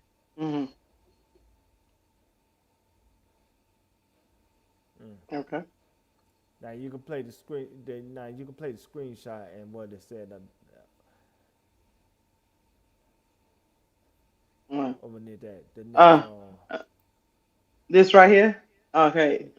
Lynn Dunn, you can hate Caitlin Clark all you want, but one thing is certain: you will never have her respect, her integrity, her discipline, or her impact. You will never accomplish in your bitter, miserable life what she has already accomplished at such a young age. And even if you and your angry friends are running the fever and the WNBA like a communist regime, you still cannot change the obvious. She is the product, she is the draw, she is the movement. And you are just the people dumb enough to sabotage the golden goose. Well, that sounds crazy. Unhinged. Okay. Mm-hmm. Yep. Yeah. They got that from that clip Mm-hmm. of her talking about the standard. Yep.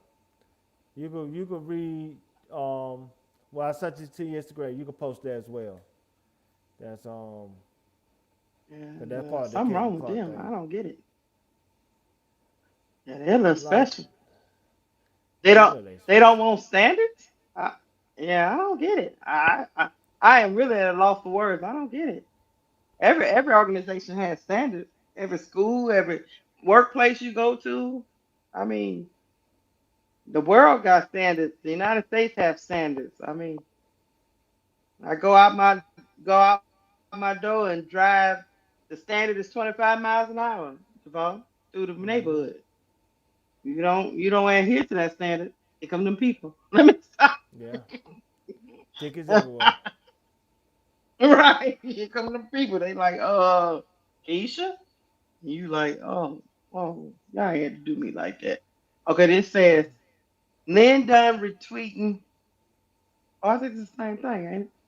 Lynn Dunn retweeting an article which called Caitlin Clark the toughest job in the WNBA and referred to Caitlin as a sitting duck during hunting season is an interesting one. I have no issue with the article, but why is a Fever employee reposting it? Mm. You tell me. It is a tough job in the W.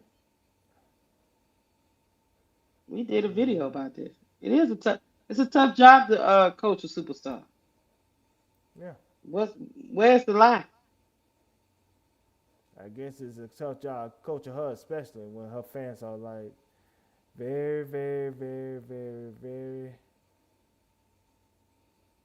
very, They very, how ab- very, very entitled. how about this? They don't even believe their own star. Mm-hmm. They say she playing for the they say she playing for the camera. Yeah.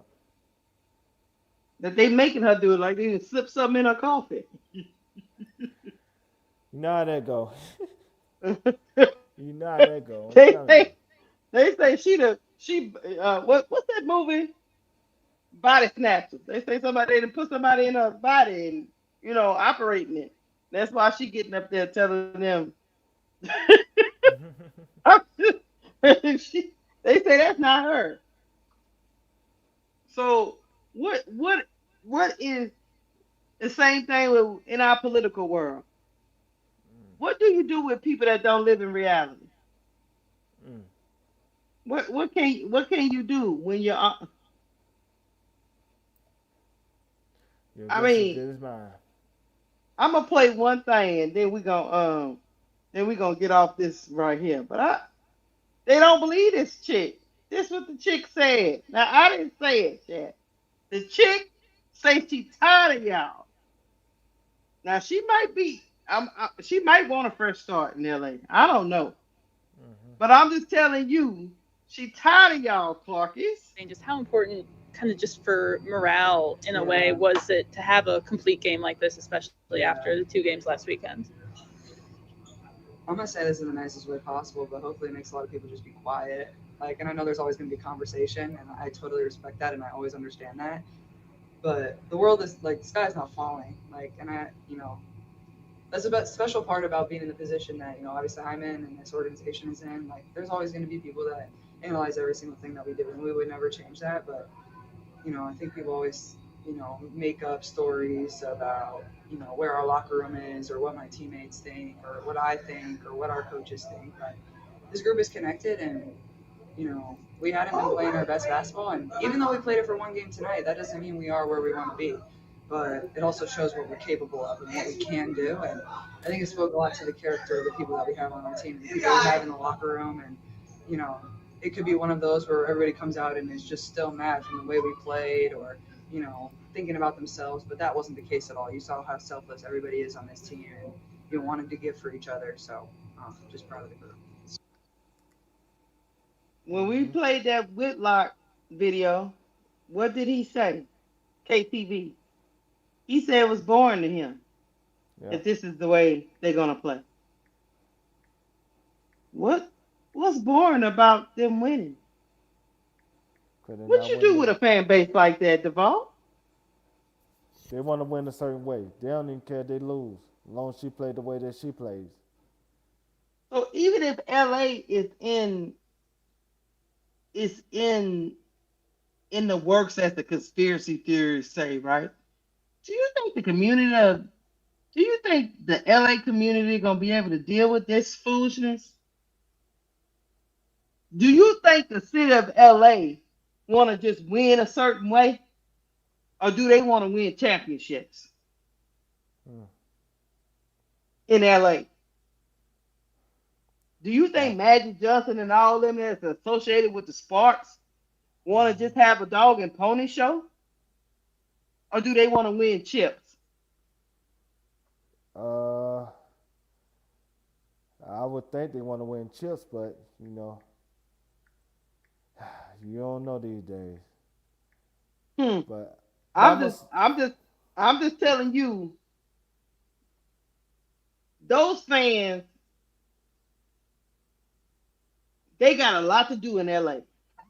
Let me say this.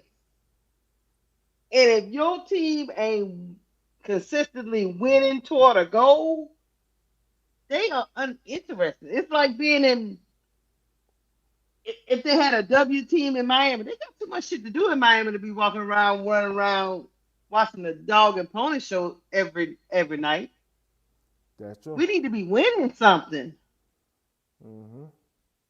Matter of fact, the NBA team have a hard time getting them people there in the building before halftime. Mm-hmm. But I don't know. To me, that type of pressure, because the Sparks are owned by the same people, the Lakers, right? Mm-hmm. Even though they made some mistakes, they were at least going for the gusto when they got Kelsey Plum, right? You would think, but I don't know. I would think they would, if they make any kind of moves like this, it's with the caveat they think they can win like they want the men team to win. Mm-hmm. They wouldn't do it just for no show. But I could be wrong.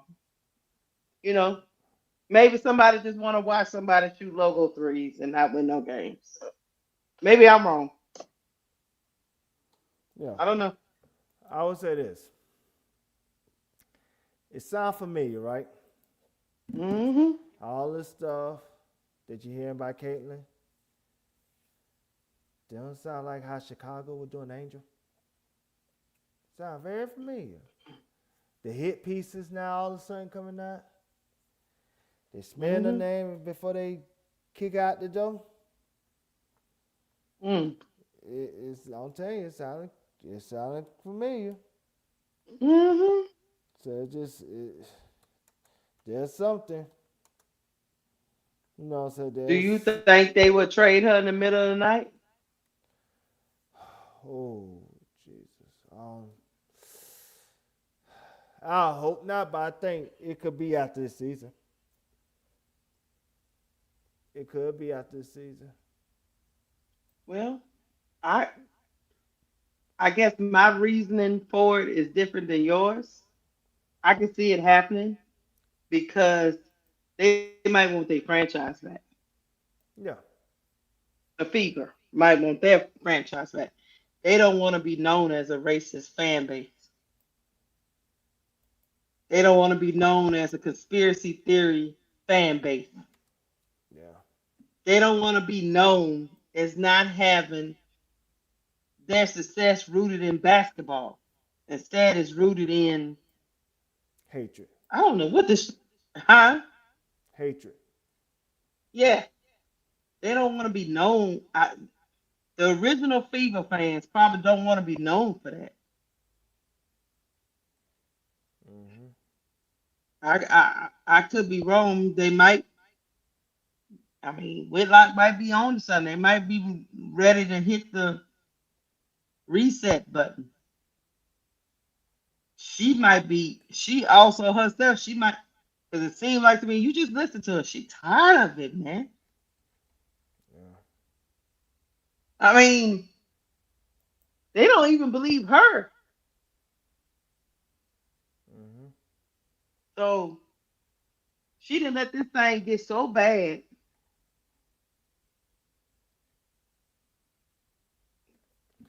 But the genie is out the bottom now. Even if she takes this thing to LA, it's still gonna be bad, Devon. It's not gonna change.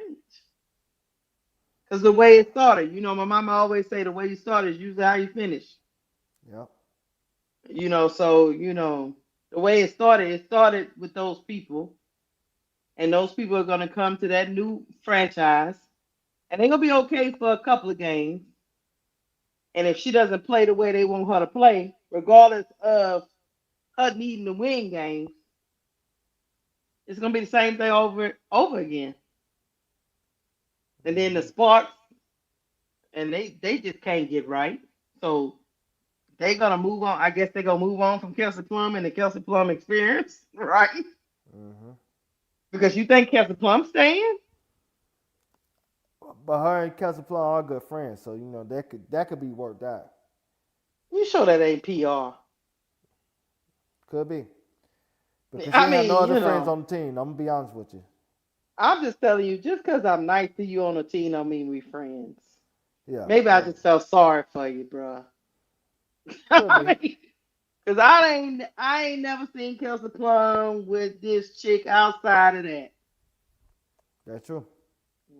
So I mean, I'm just being nice because you just sitting over here looking like somebody stole your lunch, and I don't. Kelsey Plum. The reason why I say I don't think Kelsey Plum will stay is because she came there to beat Caitlyn. So she would concede to the show when she could have stayed with the Aces and won chips. More chips. Yep. You know what I mean? Like,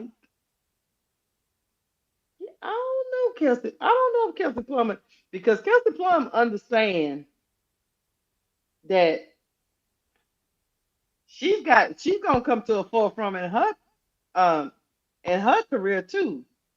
Is she really gonna go the rest of her career with no chips? Because it'll be enough. And Kelsey Plum ran these rookies and these young players off the team. She did. So I don't know. Before we move off this, to our last topic. Go back to Instagram and show what we showed on a previous show. I want to say maybe two shows ago to kind of catch up on people in case they ain't never seen it. To add on to this Caitlin Clark rumor, which is why it could be legitimate. Mm-hmm. And so, I don't know. And truth be told, the Sparks might be I don't think they're a better organization. not at all. And one thing about it, They they can't get right. and on top of that, with Caitlin, when she comes to your organization, you gotta hand the organization over to Mm-hmm. her. And And hand the they whole and they organization over. already they already not really run all that great. I mean, the Sparks ain't been good since when? Yeah. Uh, what the Necker days? When, Devon? 2016 was they won the championship. That's the last championship I remember. Maybe the 2021 season when Kennedy Carter was on there with NECA and Lance Cambridge. It's a while, and that's my point. I'm glad they said it in the chat. And this the other thing, Devon. Juju, you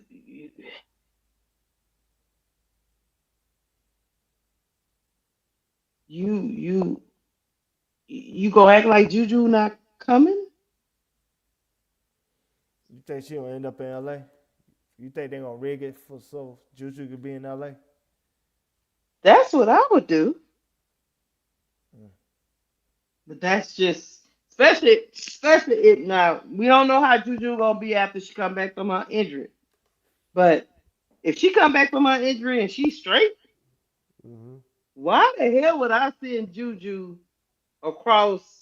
To Houston. Why would I do that? Cause it'll be no one pick gonna be Connecticut this year. They already 2-9. Mm-hmm. So Houston. Yeah. I don't know if Juju gonna even come out this year. She might wait. Because she'll have 2 more years of eligibility. Yeah. Because she might want a chip before she goes. Or she But might want another organization that might be at the top that she might not want to go to. yeah. But why wouldn't you try? I understand the conspiracy theories. I get where the Caitlin Clarkers are coming from, but hey man, if Juju come back right, Juju's the better player, Devon. Mm-hmm. You'll be passing up the younger, better player for an older one who comes with baggage And the gimmick. and the gimmick.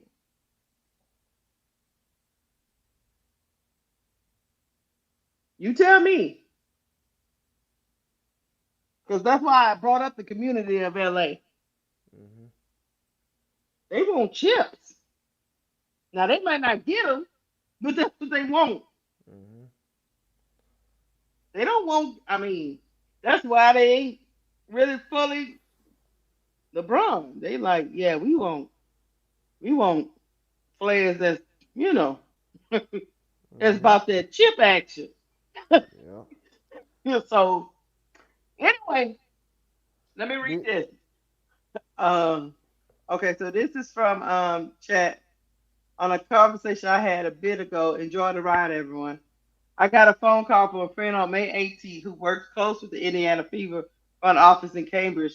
He said there were difficulties surrounding Caitlin's future Epic contract extension, a lot of concern within the FO that Caitlin would not sign as she has been non-committal on the issue so far. Concern further built as Barfin left his job in Indianapolis and has yet to look for jobs in the area at all. Butler's staff was confused by his departure, which came out to be untrue. But I'm gonna keep reading. For what I know, it doesn't seem like Caitlin has problems with the players or coaching staff. No definitive answer on whether it's the president or general manager, but the problem for her is the front office. Something was said that damaged the relationship. a signing or two. Again, he didn't expect her to act out, but the relationship is growing shockingly cold and strange. And it came out a couple of days ago. The boyfriend has a job with the Developmental base. team. Yeah. Yeah, on the develop. Yeah, the G League, so he can move up the ranks. Hmm. But what it is So true in that's this, why. So that's why he left. yeah. But what I'm saying, what is true in this situation is she had a problem with Lynn Dunn, Yeah, and so that part of this, conversation is because true. she caused that problem. Mm-hmm. You got the woman fired. Did you think the woman was gonna like you after that? Like for real? No. You assert her power, basically. Duvall, Duvall, if I got you fired, I come to your job, you draft me. I come to your job and I say, you know what, Duvall drafted me, but I need him up out of here. And Duvall goes to a different job. You gonna like me? Not really.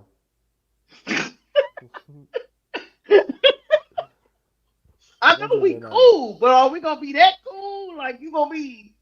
Yeah, there's water under the bridge. It's okay. Not really. She calls that. Mm-hmm. Now I get it where you coming from, but they have not listened to Lynn Dunn. They Mm-hmm. actually took your side, Caitlin, Yep. because Lynn Gotta get Dunn was out of it. a permanent fixture at the Fever, and you got that old woman up out the paint. Yes, she did. So I don't know. I just Let know wherever they decide to trade her to, or if they don't decide to trade her to, it's gonna be a mess either way it go because she's got. I'll put it to you like this. The other thing is this. Deval, did you ever think about this side of it? You go to LA, right? mm-hmm. And I get what you're saying. You're gonna have to hand over the organization to her, right? But Mm-hmm. LA ain't one of them organizations that just handed no organization over to nobody, Deval. Mm-hmm. They're more, they're a big market, Deval. They ain't got to hand nothing over to you. Mm-hmm.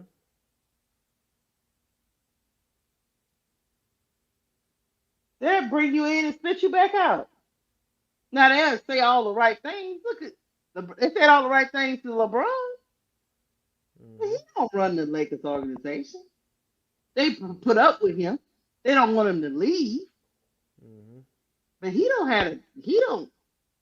There's a lot of moves that have been made in the Lakers that LeBron did not agree with, Mm-hmm. and they did it anyway. Because you know why? Yes, he's the superstar of the team, but the Lakers that they own that, and they gonna make decisions accordingly. Mm-hmm. So I'm pretty sure LeBron wanted. Well, he got the coach he wanted. How that working out? He got his son on the team. He did all those things, but there was other things that he's upset about that they just didn't consult him. They, I don't know. Mm-hmm. Sometimes you're better off in the smaller pond. Is all I'm saying. Yep. That's all I'm saying. You go somewhere like Dallas, yeah, you're probably gonna run that place. You know. Mm-hmm. Um, but I don't. Even Houston, them people got money. They Mm-hmm. they can take a hit. Yeah. Well, anyway, I don't know. I gotta move don't on. know. You gonna be out there in LA like figure out there hanging out with her. I know you will. Mm-hmm. I will. All right, hit the like button, y'all. Hit the like button. We're gonna get to our last topic of the day. Y'all go buy y'all Sparks jerseys. Caitlin might be rolling out. I don't know. Conspiracy theories. I don't know. We'll see. She had to move everybody to LA. Never mind. Moving on. Mm-hmm. But I won't put nothing past none of these people. They'll trade your butt in a minute. I done told the ball that many times. Some people don't care. No. You get to be too much for them, they out. Yep. Mm-hmm. Okay. Temporary pain. I mean, they out here firing reporters, Devon, over Mm-hmm. tweets. They told Yeah. that man he had to go. 20 years. Caitlin said, you got to go. And they fired that man. Yep. Anyway, all right. WA's top 5 players under 25. Let me go to the, let me click on this then. All right. Mm-hmm. Okay. The WNBA's top 25 players under 25. From Caitlin, Page, and Angel to the next wave of international stars, here are the 25 players defining the future of the WNBA. NBA. These are the top 25 players under 25. Mm-hmm. All right. I ain't reading all that. 25. So, oh, I guess it's going from 25 to 1. Which way you want to go? 1 to 25 or 25 to 1? Yeah, we just run through them because we don't gotta talk through all of them. Just All run right. through it and get to where Angel's at. Okay. 25. Sanaa Rivers. Okay. Okay. Young player. Okay. Caitlin Chen. I don't know. What the hell? Her stats 7 points, 1.7 rebounds, 1.7 assists. I don't know what the. I'm moving on, Devon. The mama said if you don't say nothing good, don't say nothing at all. So I'm moving on. Yeah. 23, Haley Van Lith. Devon? That's why I said we run through it. Mm-hmm. Yeah, we moving on. 22, Pow Pow. She got her stats 5.9 points, 1.8 rebound. Pow Pow got a lot of work to do. She got to get that going. All right. Jade Melbourne, Seattle Storm. I like Melbourne. I'm okay with that. Um, Awa Kuer. Oh, I really like her ball. Mm. That's Chocolate Drop from the Dallas Wings. I like Chocolate Drop. Hmm. Yeah, yeah. Because Lana Smith over there, I don't know what's going on with her, but AK, we call it Chocolate Drop, been coming in there doing some spot minutes. I like her. She only 24. Okay. Then number 19, Flage. You know I like my girl Flage. You know. She averaged 11 points, 5 rebounds, 1 steal, 1.4 blocks. Then we got Sarah Ashley Barker. I really like Sarah Ashley Barker on the Portland 5. She averaging 10 points, 4.5 rebounds, 1.9 assists a game. Somebody said Caitlin Kidd is the new Jeremy Lin. Mm-hmm. Anyway, number 17, Gabriella Jaquez from Chicago Sky. I like Jaquez. All right. 11.5 points a game, 5.3 rebounds a game. Yes, I like she's one of those versatile players you can plug in. I like Yeah. her. Anissa Morrow, 12 points a game, 10 rebounds a game, average a double double, undersized. I love me some Morrow. Let's see who they got before Cam Brink. She turning it on, Duval. Yeah. She turning it on since Necker spent some time out of the lineup. So she turning it on. They're actually playing right now. But they down to Dallas. Anyway, moving on. Okay. Pauline Astier. That's the international star over there on the Liberty. She a point Yeah. guard, I believe. She I been like her. playing She well. she been playing good, the Frenchman. I Mm-hmm. love me some Janelle Salon. 13 points a game, 3.7 rebounds a game, 1.2 assists a game. 6'2". She can shoot that three. I like. Her, Layla Lacan, that's your girl. I like Layla Lacan. She just came back for the Sun, 11.5 points a game, 2 rebounds, 4 assists. AZ Fudd that came on strong, Devon. She said she heard you talking about she shouldn't have been number one, and she's trying to get it. So I like this. She's a pure shooter. I like that about AZ Fudd. She's finally in the starting lineup, so I like it. Number 10, Carla Lake. We saw her the other night for Portland Fire on that collection of misfits they got over there on Portland Fire. She is averaging 15 points a game, 1.6 rebounds, 5.2 assists a game. I'm okay. I'm still rolling. Number 9, Kiki Wright. She been doing some good things over there with the tempo. 12 points a game. She just got hurt. They say it's just a grade 2 ankle sprain, so she should be back. 4.7 rebounds, 2.6 assists a game. All right, that's number 9. Number 8 is Angel Reese. 13 points, 11 rebounds a game, 3.5 assists a game. Okay. Do you want to stop here or do you want me to keep going? Just run through the rest of the list. You know what I'm saying? Okay.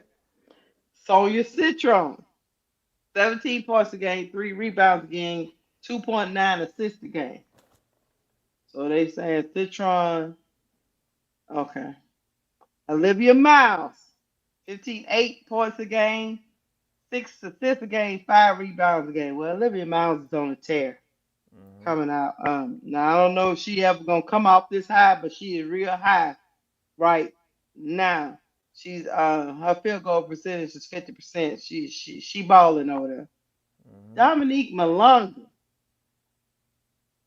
16 points a game, 7 rebounds a game. I do like her skill set. I don't know about that. But anyway, Kiki Airfit, 15 points a game, 10 rebounds a game. Before Angel. Oh, okay. A lack of rim protection draws eye, but she's an elite perimeter defender. Okay, I'm moving on.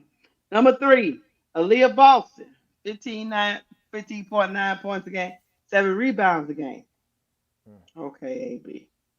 Paige Becker, 18 points a game, 5 assists a game. That's number 2. Who's number 1? I'm through with this shit. Yeah. Now let's read what they said about Angel. And then How that girl before Paige? Is you serious? That girl shooting 33% from the field, 39% from the field. Paige is shooting 49% and 42% from 3. Anyway, that's crazy.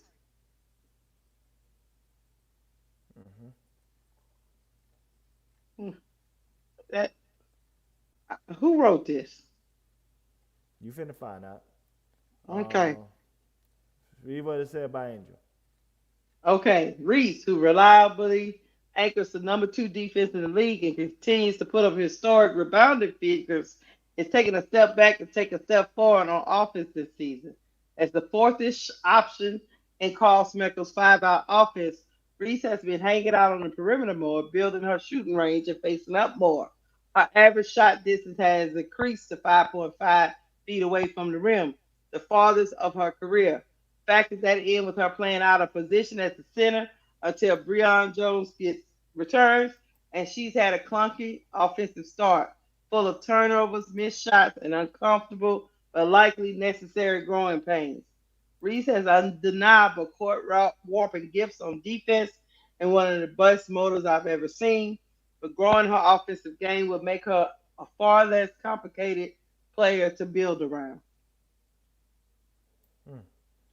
Now read what she said about Caitlin Clark, number 1. Oh, I didn't even know it wasn't up on the screen. Hold on. Oh. All right. Sorry about that, y'all. All right, let me Let me see what she said about number one. Caitlin Clark, goofy ass. That's not right. I didn't mean it that way. Let's address the obvious. Clark isn't off to an ideal start this year. Our season has started with a shooter slump, and the Fever has stumbled to a 4-4 record, including a loss to Portland, in which the Fire relentlessly targeted her as an isolated defender. Yes, Clark's game is far from perfect. She needs to improve her defense, and she might be the most volatile player on this list. She is also clearly the most talented. Consider for a moment that even with the walls caving in on her, Clark leads this list in scoring while leading the league in assists. The Fever offense falls off a cliff when she sits and performs at an all-time level when she's on the court. From a developmental standpoint, I feel similar about Clark as I do about Boston. She's working on her finishing as well as her floater game. The logo three is back.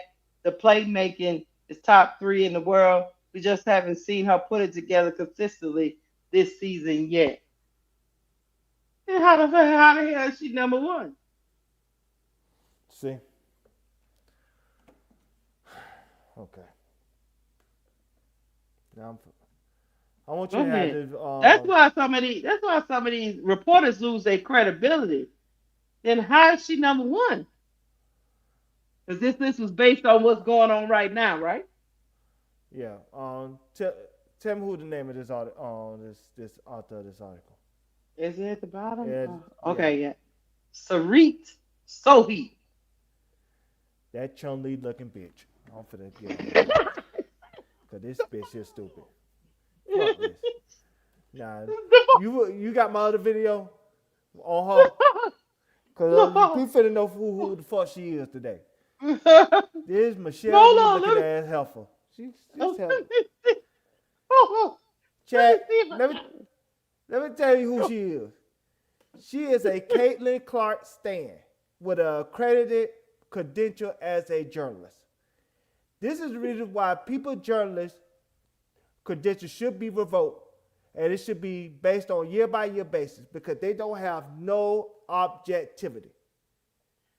This woman is clearly an anti-angel, and she's been an anti-angel from day one because she's been paired up against Caitlin.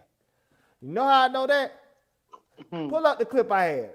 Pull up the clip I had. I search it for YouTube. If not, I send it again. Send it. Oh, hold on. You said from YouTube? Yeah. Hold on. Let's see if I opened it already before. Send it again. Hell, send it. I would have thought you had this together. But No, I mean, look, I be messed up sometimes. I don't remember no video about no Sarit Watch it. Sohi. Yeah. I just saw it to you just now. Again. Look, you know what? Oh, I thought, you know what? I seen that, but I thought that was about Chicago Sky. Nah. That's my bad. I thought it was about the. I thought it was a different topic. Sorry about that. See, because when I seen Teaspoon, I was thinking, okay, talking about the Sky. That's why you can't. But anyway, this is why you can't take, you know what I'm saying, fraud faces bitches like her seriously. You know what? You ain't no good. No, you can't take her seriously. Cause she just, you know what I'm saying, she just say shit, just don't make no goddamn sense to justify her point when it comes to Caitlyn and her sucking on Caitlyn asshole. You know what I'm saying? Just, you know what I'm saying? Just to justify her point. I just don't like shit like this. But look this. Stop watch. It. Go to 12-17. 12-17. Yeah. I'm gonna tell you how delusional this, you know what I'm saying, this Jackie Chan bitch is. Y'all want 12-17. Okay, here we go. So that's on the front office. Pause. Now we see Sex in the City, Samantha ass on the screen with, you know, Andy Costello. We know who this bitch is already. So then you got this silly ass bitch over here sitting here, you know what I'm saying, drawing narratives and lies on Caitlyn and Angel. Well, not Caitlyn. Well, she's drawing lies on Angel to justify her love and prop up Caitlyn. Now play this. Okay.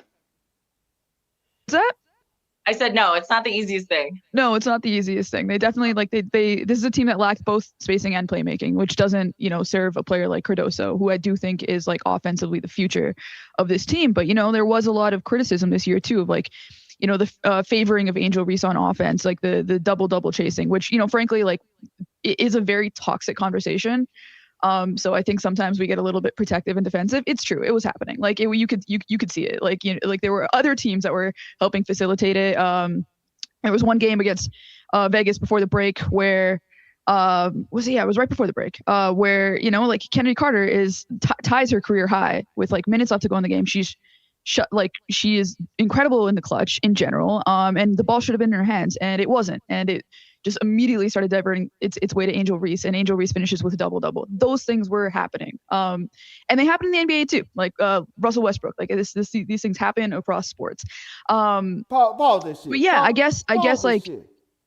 maybe y'all heard this hook don't fight his ass bitch just lie on teams. Said that teams conspired to have Angels to keep that double streak alive. Difference in 2024, chat. This how delusional this, this pinky and the brain ass bitches is. This how delusional she is. She's still getting double. So what's the game? What, the teams are still in on it? Think about this, chat. She basically trying to tell you that a team that had not one, not two, not three, but 4 first ballot Hall of Famers on it, and a Hall of Fame coach, and one of the Hall of Famers going to be considered the greatest of all time, was in on Angel Reese keeping her double double-streak alive. She basically said Angel Wilson, who is a prideful woman, who is a dog among dogs, top dog, will go in on Becky Hammond, telling her to ease up on Angel so she can keep her double streak alive, so her and Teaspoon can keep their friendship. Is that what I was hearing, Keisha? Mm-hmm. Do we need to play that again so you know what I'm saying? So we won't be tripping, so we won't be high on our own supply. All I know, these people crazy. And now play it one more time, because I want y'all to see how Andy Kosovo, raw hot dog face ass, you know what I'm saying? You want me to take it back to 12-17? 12-17. Take it back to 12-17, because you'll see how Andy Kosovo, long hot dog face ass, looking like, you know what I'm saying, Ronald McDonald, agree with this bullshit. You know what I'm it's not the easiest thing. They definitely this is a team that lacks both spacing and playmaking, which doesn't, serve a player like Cardoso, who I do think is like offensively the future of this team. But, there was a lot of criticism this year too of like, the favoring of Angel Reese on offense, like the double chasing, which, frankly, like it is a very toxic conversation. So I think sometimes we get a little bit protective and defensive. It's true. It was happening. Like you could see it. Like, like there were other teams that were helping facilitate it.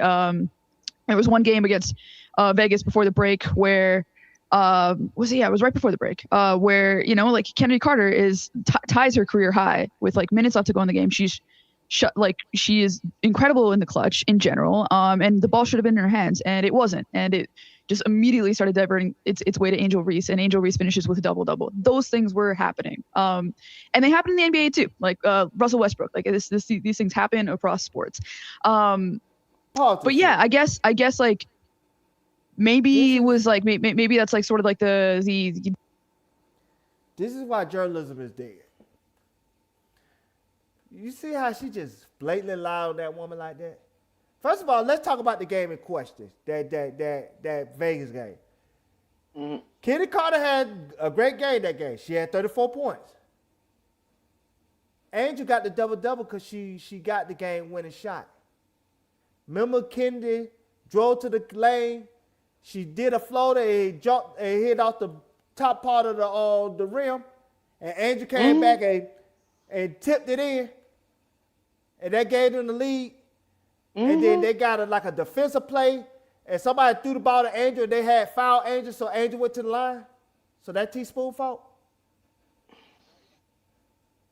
According to them, it is.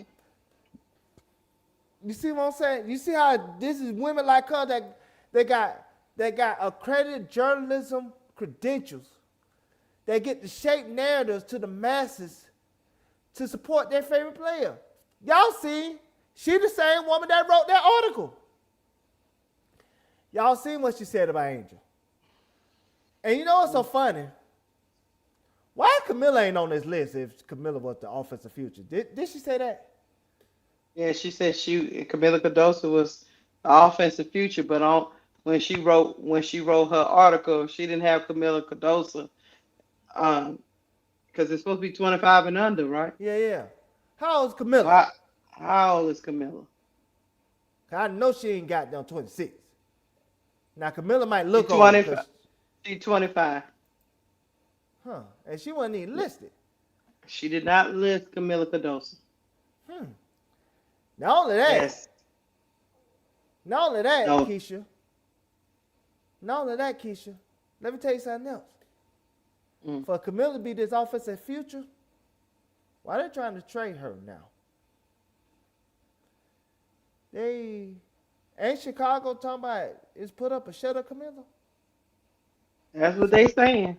Yeah. So do Chicago believe she wants the future? But this is the type of narrative that women like her like the shape for, you know what I'm saying, the fan base. Because like I said again, it's not about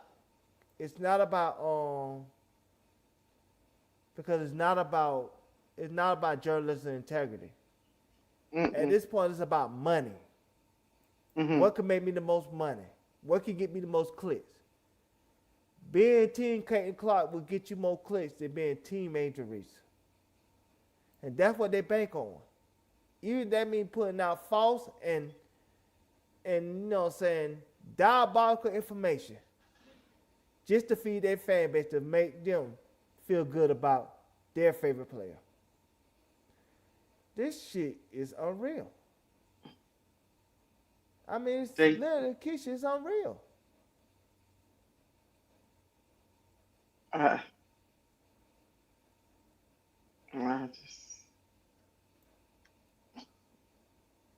They just want to make money.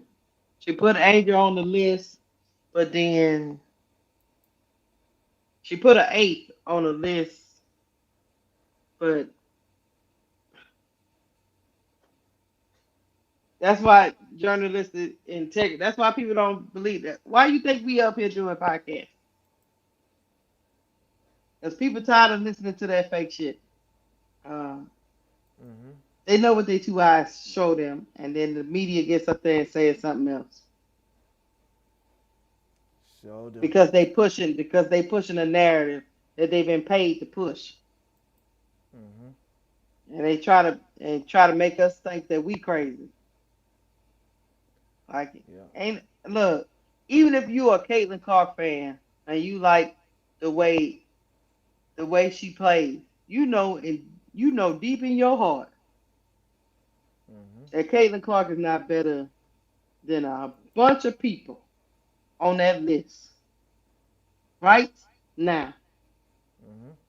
And so when you do stuff like that, especially when you talk about right now, I mean, even with this list, the second person got a better record than her.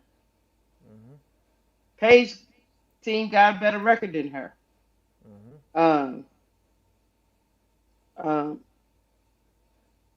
Olivia Miles' team got a better record than her. You really want to tell me that at this moment in this 9-game sample size, you really think Caitlin Clark is the better point guard than Olivia right now?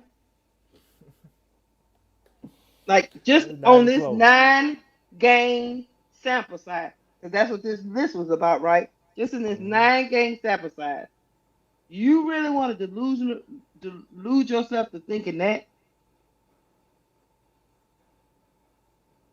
It's not even close. They don't even have their best player. Let me ask you something. Let me ask y'all something, chat. if Kelsey Mitchell went down, because Olivia Miles is over there without feet. If Kelsey Mitchell went down, do you think the Fever will be whatever the Lynx are, 6-2? Nope. You know how I know that? Kelsey went down during Red Caitlin Clark rookie season. They were 1-8. That's what I'm saying. Like, People forget that they were 1-8, and it was Caitlin Boston on that team. like you gotta ask yourself that. Like if you took Olivia Miles off this team, the Lynx, we was thinking they was in a little short rebuild. Courtney Williams is a decent point guard. Don't get me wrong, but even she conceded, and I told Duval she would. Even she conceded to the rookie. Yeah, that girl good, man. Yep. Caitlin Clark wouldn't, and she had all stars on her team. Now, granted, Olivia Miles has all stars, right? She got the buckets, Natasha Howard, Courtney Williams. Natasha Howard hadn't been an all star in a while, but she's gonna be a future Hall of Famer.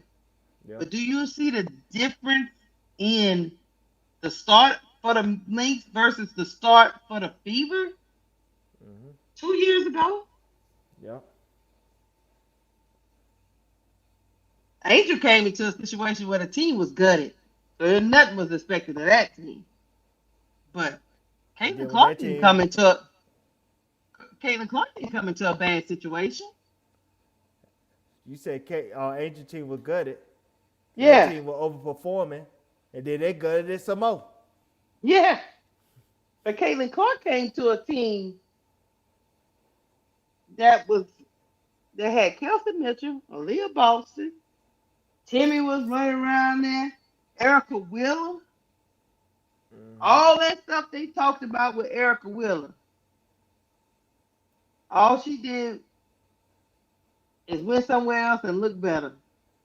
All that shit they was talking. Don't that sound like a thing? Erica Wheeler went somewhere and got better. Natasha Howard went somewhere else, got better. Yeah. Denby went somewhere else and got better. Remember I told you we was having a debate. You told me, you said, there's a question about Paige. Do she make people better? And I was telling you, hey man bun. And you was like, okay, we're gonna see. I said, okay, we gonna see. I said, you get us some players around, it's gonna be different, Devon. And you was like, okay, we gonna see. Let me ask you something, Devon. Yeah. Who is Caitlin made better? You was asking about Paige. Yeah. But who has Caitlin made better? Because not one person. I mean, if you look at Aaliyah Boston's stats, they say about Caitlin. I mean, did Leah Boston make some big ass jump? Let me go. Let me not be lie. Let me not lie. Let me get to the stats. She came in 2024, right? 2023. Right. Okay, so the year of Caitlin Clark. Her rookie year, she averaged 14.5 points a game, right? Rookie year, she averaged 14 points a game. And she went to 15, 2025. She went to 16.3 this year. Aaliyah Boston was going to get better every year anyway because she's a good player. Do you think that 1 point difference from 2 years ago is because of Caitlin? Same thing with Kelsey Mitchell. Kelsey Mitchell don't rely on Caitlin to get open or none of that. I told you. I told you. And we've had this. Now she's a fantastic transitional point guard. But you got to be able to play in the half court set as well, Devon. Mm-hmm. Because some of your players play in the half court set like a Leah Boston. So all I'm telling you is, I don't know, Devon. Is she better than some of these guards that's on this list? I'm just talking about the guards. Uh, I can't that say. this woman got her at number one. Paige. Okay, what's the next guard? Um, uh, Citron. Olivia Miles, Citron. Citron is. You ain't seen no drop off. She came in doing that shit. Yeah. Let's see. Kiki Rice. I think she better than Kiki Rice right now. Yeah. But Kiki not by Rice much. came in. Carla Lake. Nah, that's 15 arguable. points a game. 5.2 assists a game. On a team that don't have no all-stars. And her turnover ratio is low.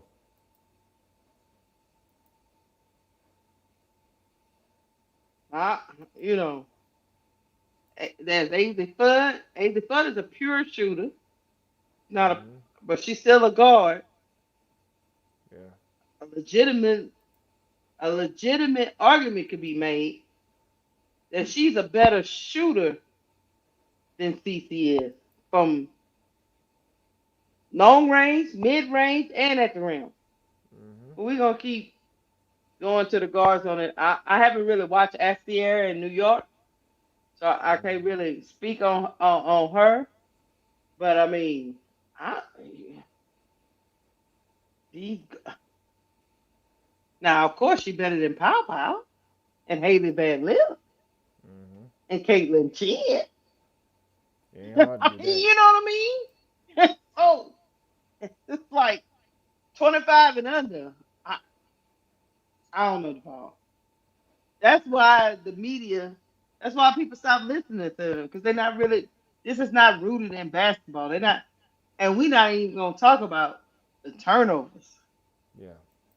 and her turnover to assist ratio. We're not gonna even talk about that, and we're not gonna talk about defense. But so she was trying last night, huh, Duval? Hard. She was trying hard last night, Duval. Mm-hmm. That's the indictment on her. I'm glad she tried last night. But what the hell you been doing for 2 years? She had Anyway, to get embarrassed. she had to get embarrassed, right, for her to play defense. Damn shame. That last play that they showing online all the time with Pow, she had to get embarrassed to play like that.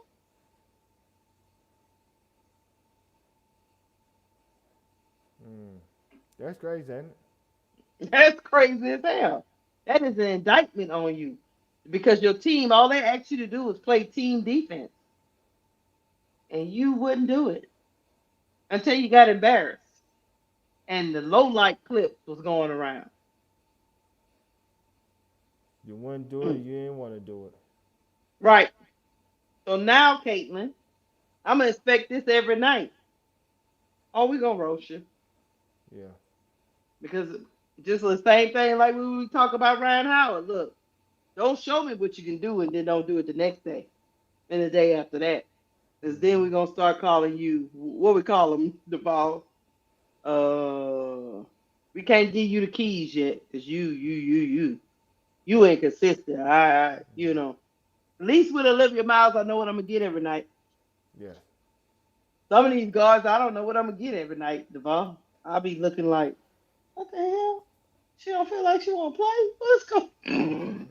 The ball had fell out. Had the ball over there crashing out in the players' club chat, Yeah.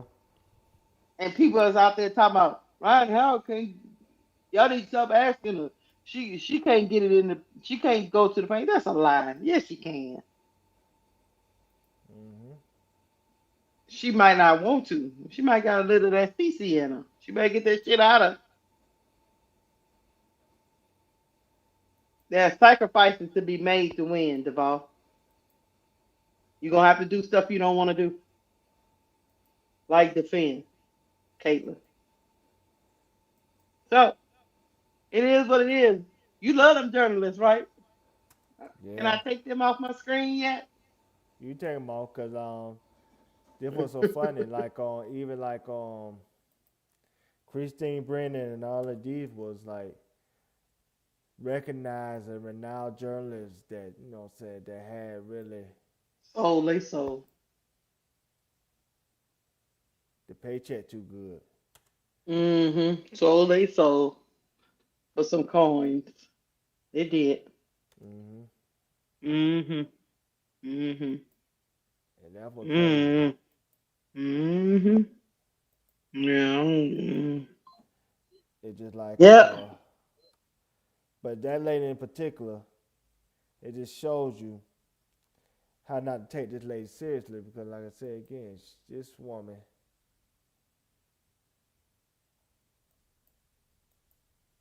like I said, this is tell you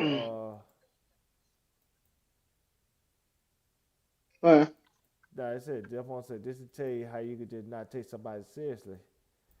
Because like I said, that woman would she said what she said about Angel her rookie season. And she did everything she can in the last throughout Angel tenure. You know what I'm saying?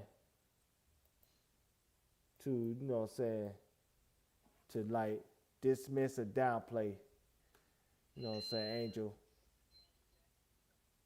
Angel success. mm-hmm. And that's why you just can't take her seriously. Mm. Yeah. Yeah, I ain't mess with these people no more. I don't know. Mm. You gotta really. It is a sad day when you gotta when you actually gotta look down at the bottom and make sure who writing the article. Mm-hmm. Like, wait a minute. Let me see who wrote this. Oh hell no. Like, oh hell no. They on some kind of agenda. Yeah. Annie Constable is another one. People be like, no, I ain't no. I don't believe a word that woman say. And when you once you lose your credibility as a journalist, it's hard to get it back. Some people don't never get it back. That's true. Some people don't never get it back because people never trust you again because you on that bull. So you know it is what it is. The ball. I'm about to get the ball. We've been up here all night. I gotta go get my. I gotta go bed. You got work. Yeah, I gotta work. I'm supposed to be in the bed. I gotta go pick up the kiddo in about 30. Hey, chat. I just want y'all to know. Let me ask them. Can y'all do something for me? When you come across something on social media, right, Devon?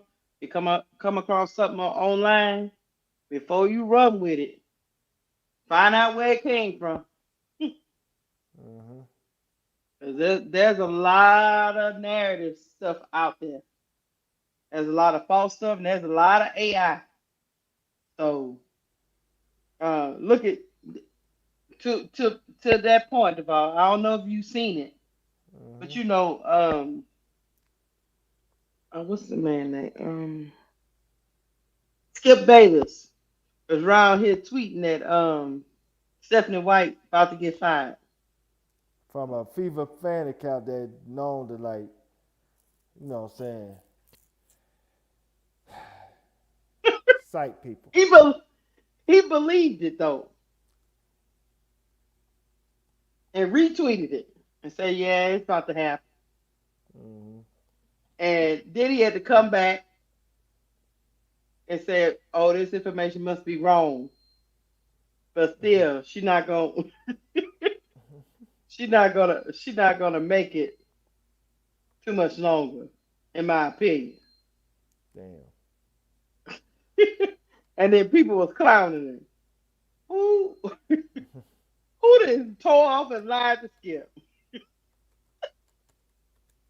But that's So yeah, crazy. when you click on stuff, make sure you know. Okay, Van sent me something. Van, I got something at 4 a.m. this morning. I think that's what it is. Let me see. Let me see what Van has sent me. Hold on, what is this? Is it this? YouTube? Okay, let's see. Okay, hold on. Oh, okay, Van. Okay, I'll play this right quick before we get up out of here. This for the ball. Okay. This for the ball. Hey, I'll play this and then we're gonna get up out of here because the ball about to pass out. I can hear it in his voice. Hold on. Okay. Let me see what Van and let me take this down. I think this is what he talking about. Oh no, it was on IG. I ain't getting nothing on IG. Unless you send it to hold on, it might not even be showing me. I ain't getting nothing on IG. It might be I need to go make sure it's showing me. What is this you sent me in the email though? Oh, that's too long. Okay, I'll find it, Van, and then if not, email it to me. Cause I don't see it on IG. Mm-hmm. Unless you send it to the show's IG. I'm on my personal one. Yeah, it is. It's too long. Send it to my email and I'll play it next show. You know we'll be back up here. All right, Duval, you ready to go to bed? Ready to go to bed. You ready to go to bed? Chat, be checking what you're doing out there. We'll be back tomorrow. You know, our girl Angel plays tomorrow. They got a quick 5:45, I turnaround. believe. They got a quick turnaround, Duval. They got to Mm-hmm. get this shit fixed. I don't know if it's enough time to get it fixed, but they gotta get this. They gotta get this shit fixed because I think they are uh probably not gonna make it back home. Yeah, they. Oh no, they're gonna be at home tomorrow against the Mystics. Mm-hmm. Um, so yeah, the Mystics got a lot of big people in the paint. So let's go. You gotta get somebody down there. I don't know. Svesco. I don't know what Svesco might put knives on Shakira. I don't know. I don't know what's gonna go with.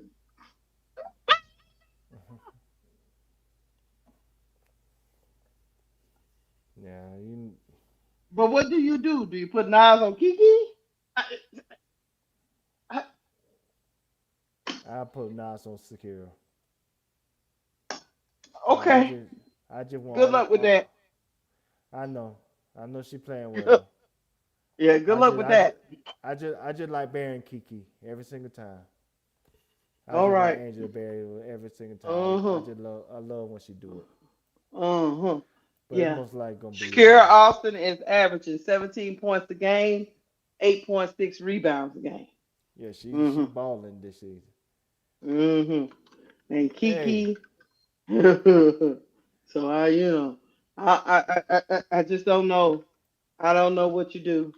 Um, but he gonna say she can do it. So I'm gonna believe in him. That's what Duval said for me to do. So I'm gonna believe that he believes.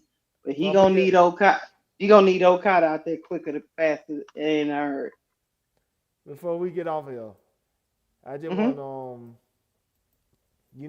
when I crashed out. They try to they this one fan, the MJ. I don't know who the fuck this bitch is, but she she try to act the Atlanta Dream PR, Joy Canada, Alicia Gray, and Angel about about my crash out. Like I give a rat's ass about that shit. she out here. She out here acting. And all of them, nigga, shit. Alicia Gray ain't been on her Twitter since 2020. I just checked that jump. She ain't been on her Twitter since. November 30th of 2025. She don't do Twitter no more. She do threads. I think I've been in trouble years on threads. Cause she do the threads, but she don't do Twitter. You getting scared, Devon? You gonna get blocked? That shit. I tell them to their face, man, y'all need to pass the fucking ball. Stop that shit.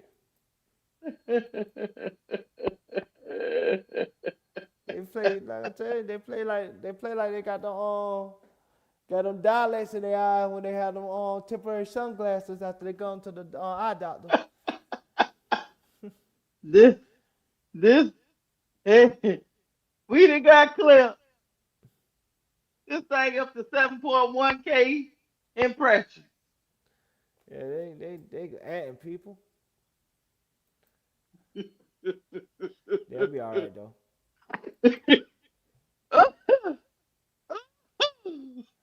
Oh shit, Devon. And people say we taking strays for you because they pictures out there. Well, I said, well, my picture was I wasn't on camera. They'll be all right. I hope they share it so we we get some more subscribers. Hold on. Oh, thank you for the $2 super chat. He said he sent it, Keisha. Look, I'm telling you, man, you trying to get us put out. You trying to the ball. We're gonna have to say this is the ball segment, and the ball only, and his views is not our views, and we're gonna have to put all kind of disclaimers out. You said you're raggedy. Here we go. Hold on. 5 on the shot clock. Skip pass over to Canada in the lane, and she flips.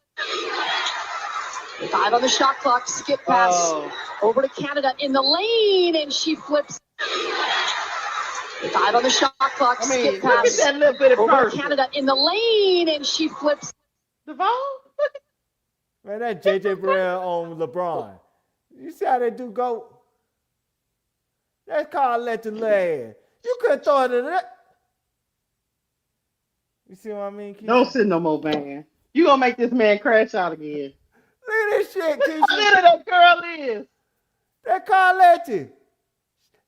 She ain't the biggest Angel armpit. And they ain't even want to throw the ball up there. Angel, I would have kicked that bitch in the stand.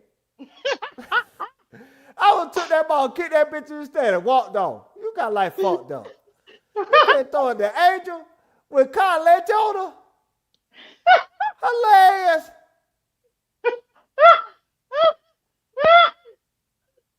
And you gonna take this hard shot, give it to you. You go all the way across. Look at that pass, cross court. They don't got no problem throwing the court. You see that shit? Who saw that shit? That Van. Yeah. Man, you see that shit? You know what? Before we get out of here, play my clip video. See, this is why I crash out. So just go ahead and play that shit. It need to be played. Cause I ain't finna do it. I ain't finna do a new one now. I'm gonna let that be played. Cause this is why I say the stuff that I say.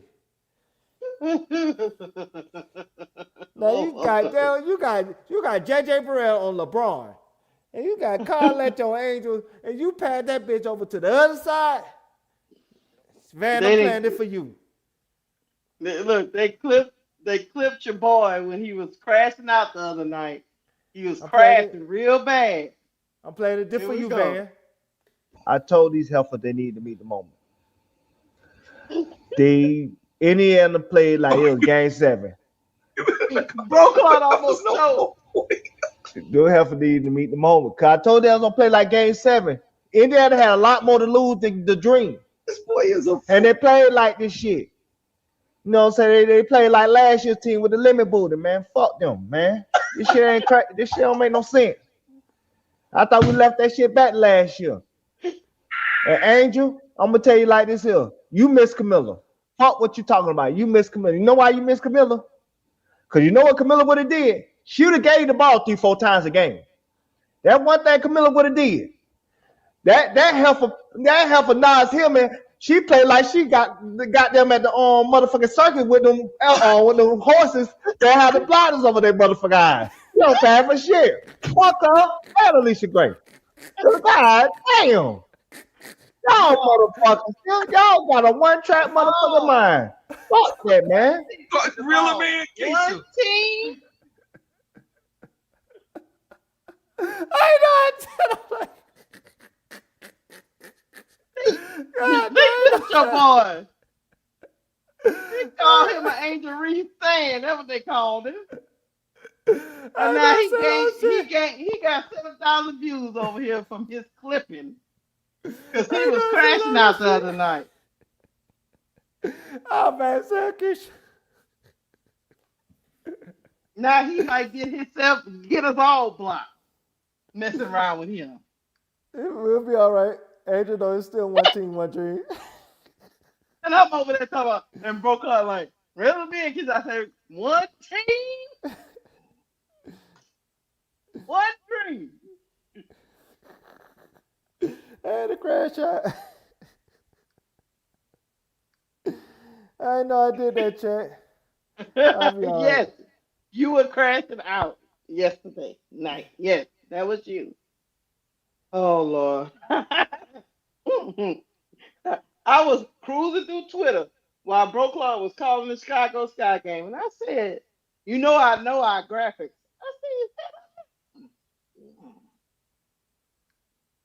and then I hit play. I said, that's the ball.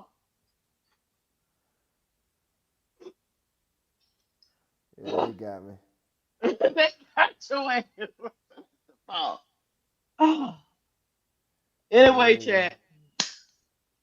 Y'all pray for your boy. Your boy that got cleared. He public enemy number one. So we gotta go, chat. Y'all hit the like button. We out of here. I gotta go get my kid. Peace and have grease. Duvall, anything else? We going rogue. Tomorrow night, rogue. the game is at 5:45 in the afternoon. They don't get his boy to his goat. That boy might. I might crash out again, especially when you lose. I'm gonna crash out again. So, for all our sake, I hope we win. All right, chat. Love y'all. See y'all tomorrow. One team. Duvall. One team, one dream. Yeah. Except for you, Keisha. One team, one dream. You the red capper up out of here. One team, one dream. And not for the weak. You suck on your own titty. Don't bother You better me. stop. You have a good night. Okay. I'm out. Not for the weak. These are not the views of Cut the It. These are the views of the ball. I apologize, not for the dream. He likes messing with you, not for the week. He loves messing with you. All right. Not for the week. I apologize. Brooklyn said he got blocked. Who blocked you, Brooklyn? Not for the week. He needs a good cussing every week, at least once a week. He all right. He'll be all right. Who blocked Brooklyn? I'm trying to go to bed. Who blocked Brooklyn? I don't know. I gotta investigate, bro, Claude. I don't know who did that. Okay. All right, I gotta go. I gotta get the call. I love y'all. We out. Pieces. Deuces. Peace.